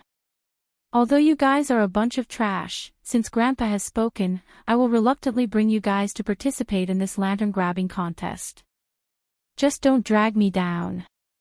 After thinking for a while, she sighed and said with an aggrieved face, "It's impossible for a bunch of good-for-nothings like you to not hold me back. This is my first time participating in the lantern-grabbing contest, and I've already been ruined by you. Friendship comes first, competition comes second. The most important thing is to participate." Rinpochen added. The four Du brothers nodded in unison, like chicks pecking at grains. Tong Lan squinted at him and said, "That's how a loser comforts himself. If we can get first place, why should we get second place?" Rinpochen lowered his head, looked at Tong Lan, sighed slightly, and said, "Until now, you still don't know the true meaning of lantern grabbing. Do you think so many people are grabbing lanterns just to decide the champion?" Tong Lan looked up with a look of disdain. "Don't tell me you're going there to make friends." "Not entirely, but you are still too young to understand the meaning behind it." "I understand very well," Rinpochen continued to speak with a doting expression on his face. Tong Lan really wanted to give him a kick.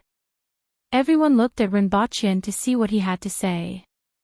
The purpose of this lantern-grabbing activity is to educate the Aboriginal youths through sports without any discrimination and with the lantern-grabbing spirit, to promote mutual understanding in the spirit of excellence, unity, and fair competition.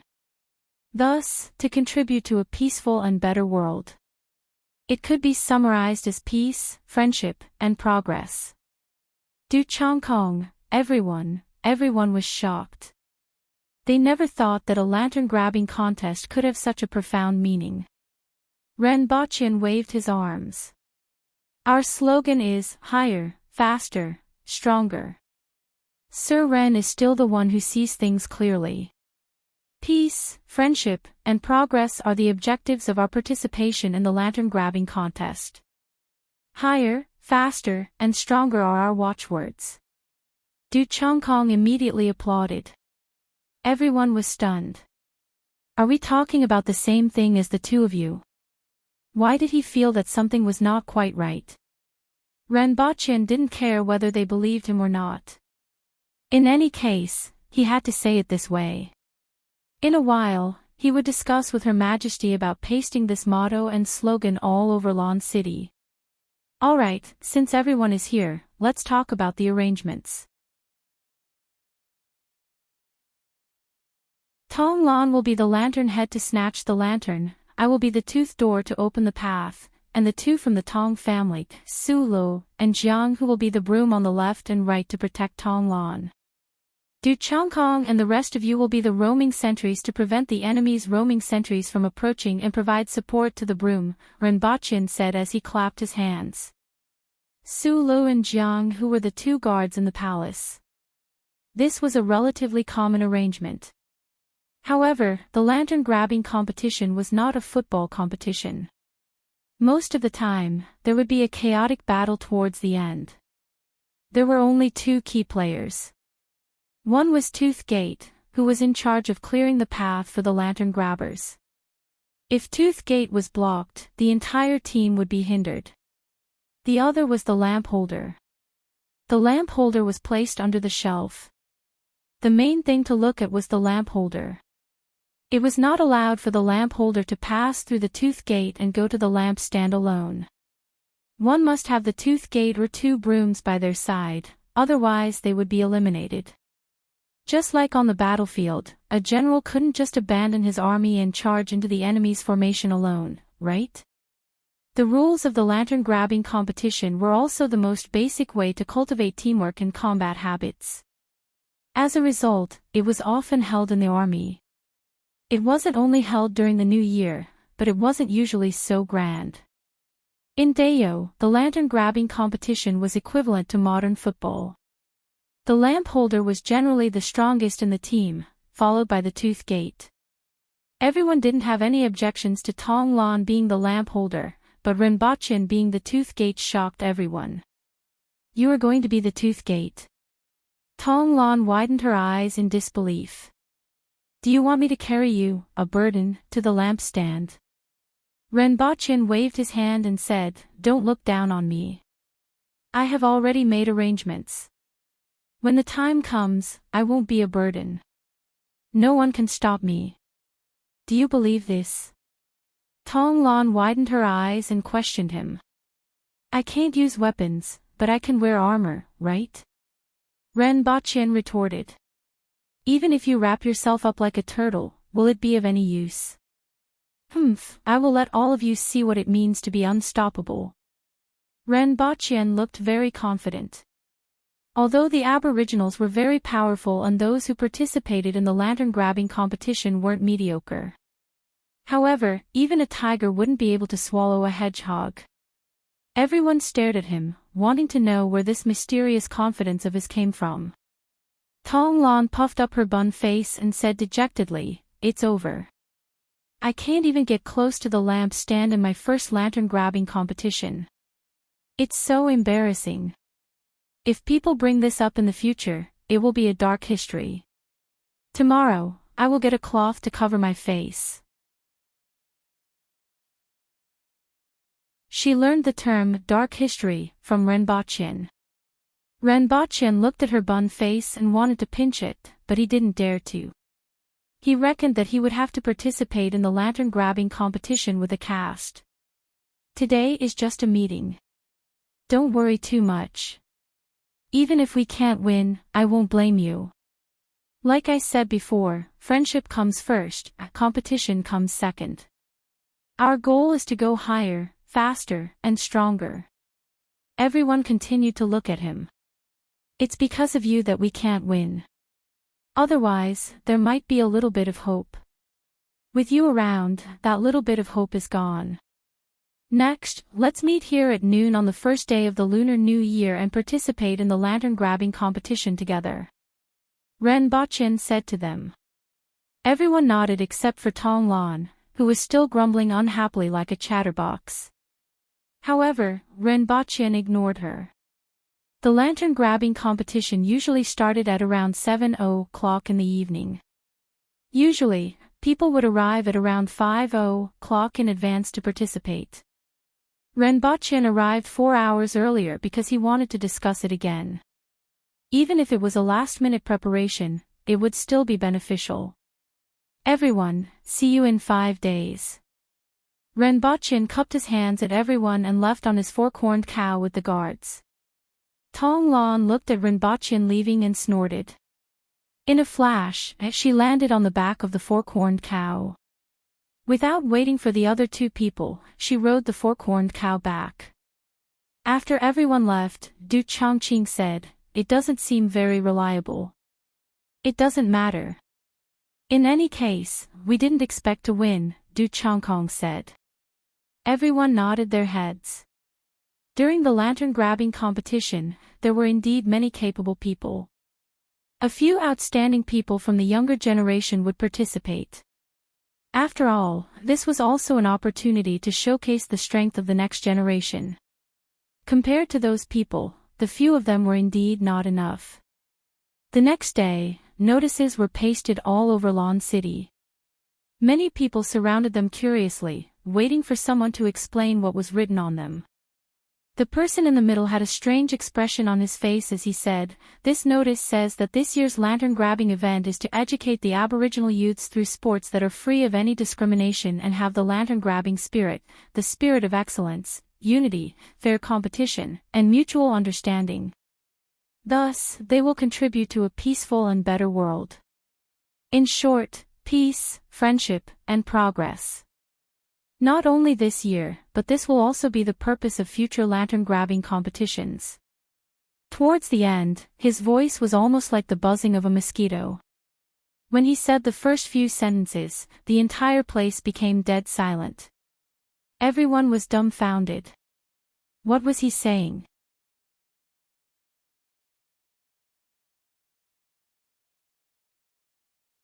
Chapter 289. Half a month before the new year, Renbochin could feel the festive atmosphere everywhere in Lawn City. There was a bustling crowd everywhere, and he could always see many Aboriginals bringing mountain products into Lawn City to exchange for various supplies. Even in the vicinity of Shirhu District and Yewala District, there were many people sitting by the roadside with a few things they brought out from the mountains in front of them. There were herbs, baby animals, and even rare treasures. As a result, there was a sea of people in the vicinity every day, just like a market. Everyone had a smile on their face. After all, for most people, the new year was the most important time of the year. After hearing about the market, Renbochin made 2 trips to see some strange things in this world. He even bought some small things that he found interesting, such as a green stone. In the dark, he could see small dots emitting white light on it, like stars. For example, there was a plant that bloomed every other day with a flower bud at the top. It bloomed on the first day, closed on the second day, and opened again on the third day. It kept blooming and closing like this, which was very interesting. There was also a kind of animal horn that was said to be able to travel hundreds of kilometers after being blown. However, humans couldn't hear it, and only certain animals could. In contrast to the liveliness in Lawn City, the palace was deserted. A palace gate separated the inside and the outside world into 2 different worlds. The Empress didn't seem to care much about the new year. Everything in the palace was going on as usual, and everyone else was doing their own things without any decorations or preparations. After all, the Empress had always been the only person in the palace, and there was no one to talk to or share with. As a result, such a festival had no meaning other than the new year to the Empress. However, there was one more person this year, so it was somewhat different. "Your Majesty, why don't we decorate the palace as well?" Renbochin suggested when he saw the Empress sitting there watching a television series. When he passed by Beihong District, he saw that many of the mansions of the court officials were being cleaned and decorated. It was a very strange arrangement. Many bones were drilled into holes, tied with a piece of cloth, and hung on the wall. When the wind blew, there would be whimpering sounds and the sound of bones knocking on the wall. The entire Beihong district was filled with a quiet breeze. Every time Renbochin passed by these 2 days, he would shiver and feel that the surrounding air seemed to be a little colder. How was this a festive occasion? It was like a haunted house. Was this done to scare people? He didn't know who was such a genius to actually think of such a creative New Year decoration. However, the people in the mansions all looked happy, which made him feel weird. The Empress gently propped her chin with her finger, looked at him, and said indifferently, "Do what you want." Renbochin bade farewell to the Empress and returned to Earth. When he came back, he brought along 2 big bags filled with colorful LED lights and bells. Now that he had more than 600 gene of strength, he could carry a lot more things at once. It was several times more than before, and he didn't have to be so restricted every time he carried things. He first asked people to make a few wooden frames and erected them on both sides of Yangxin Palace Hall. He then called for Qing Yuan and Hong Yuan to get busy in Yangxin Palace Hall. They connected the colorful lanterns in the air and hung up the bells. Even though the task wasn't complicated, they still had to run from both sides. Out of the 3 of them, 2 of them stood on the racks while Renbochin ran back and forth between the 2 racks with a roll of lanterns. He handed one end of the lanterns to one of the racks and then pulled it to the other end. The Empress was watching a television series, but she was not in the mood to watch it. From time to time, she would look at the 3 busy people at the bottom of the stairs in a daze. It seemed like it had not been lively for a long time. Or rather, it had never been lively. Yangxin Palace Hall had always been cold and cheerless. Even when she was young and her father was here, it was the same. Even she felt that it should be like this. Therefore, Renbochin's busy schedule made her feel novel, interesting, and warm. The Empress did not realize that she had a smile on her face. It took them half a day to connect the light strips. Renbochin plugged them in and the colors of the entire Yangxin Palace Hall began to change. From the moment they entered, the 2 sides and the top were covered with light strips, emitting colorful rays of light. Furthermore, the rays of light seemed to be flowing. This kind of light strip only weighed 18 kilograms per 100 meters. Renbochin brought a total of 2,000 meters and made the entire Yangxin Palace Hall colorful. Qing Yuan and Hong Yuan didn't know what the 2 of them were doing, but they almost screamed when they saw the scenery. At this moment, Yangxin Palace Hall was no longer cold and cheerless. It was filled with fascinating colors. Even the Empress was pleasantly surprised. She didn't expect that she would be so beautiful and dazzling after finishing it. Not only that, Renbochin also got someone to cut down 2 trees and place them near the Empress's bed. He then wrapped the light strips around the trees. "Your Majesty, this is the palace that belongs to you." Renbochin wiped the perspiration off his forehead. He had been running back and forth while carrying such a heavy lantern belt. It was quite tiring for him. However, looking at the colorful Yangxin Palace Hall, which looked like a palace from a fairy tale, he was very satisfied. The Empress was pleasantly surprised and her heart was filled with tenderness. For a moment, she did not know what to say. After a long time, she said softly, "It's very beautiful. I like it very much." Renbochin's heart softened when he heard the Empress's gentle voice. This was probably the most romantic thing he had done in his life so far. "However, I'm afraid the battery pack is not enough. I brought back another set of batteries. Together with the previous 4 sets of batteries, it can only last for 5 hours." Renbochin felt slightly regretful. He felt that it was a pity that such a beautiful scenery couldn't be lit up all the time. Previously, he did not bring too many batteries with him.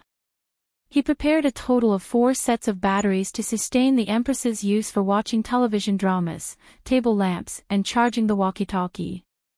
This time, he brought another set of batteries, which made up for only 5 sets. It seemed like he had to bring back a battery with a larger capacity next time.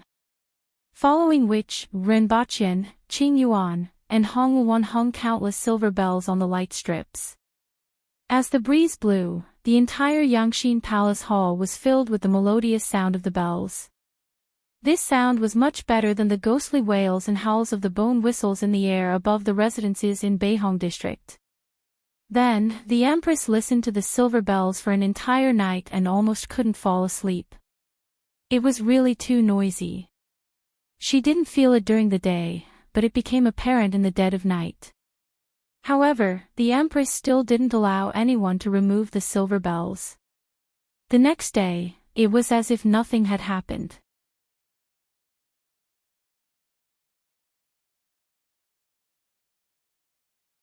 Chapter 290. Yesterday, a reader asked in the book review section why it had become 3 stars. I only realized it after that. There were originally just over 100 reviews, but it was directly increased to over 5,000 reviews. I'm Really a Superstar only had a rating of over 2,000, The Cultivation Group only had a rating of over 1,800, and Nanny Dad only had a rating of over 500. My book actually had over 5,000 reviews, which was 10 times more than Nanny Dad and more than twice as much as a Superstar. Haha. The reviews had been increased to 3 stars. In this world, there were always some people who wanted to drag others down when they couldn't do it themselves. Never underestimate the dark psychology of some people. Maybe they just didn't like you, or for some other reason, they would plot against you. There were many disputes when people became famous, but the problem was that I wasn't famous yet, so why was I in such a hurry to reveal my true colors? So, readers who could give reviews, please help me pull the ratings down a little. Tomorrow, I'll see if the editor can delete those reviews that have been increased. You're tuning in to the LoveLore Library YouTube channel. We're so grateful for your support, and don't forget to subscribe to join us on this incredible journey through captivating stories. Your generosity through donations truly makes a world of difference, as it's the primary source of revenue that allows me to expand and enhance this channel for you. Thank you from the bottom of my heart for being a part of this adventure.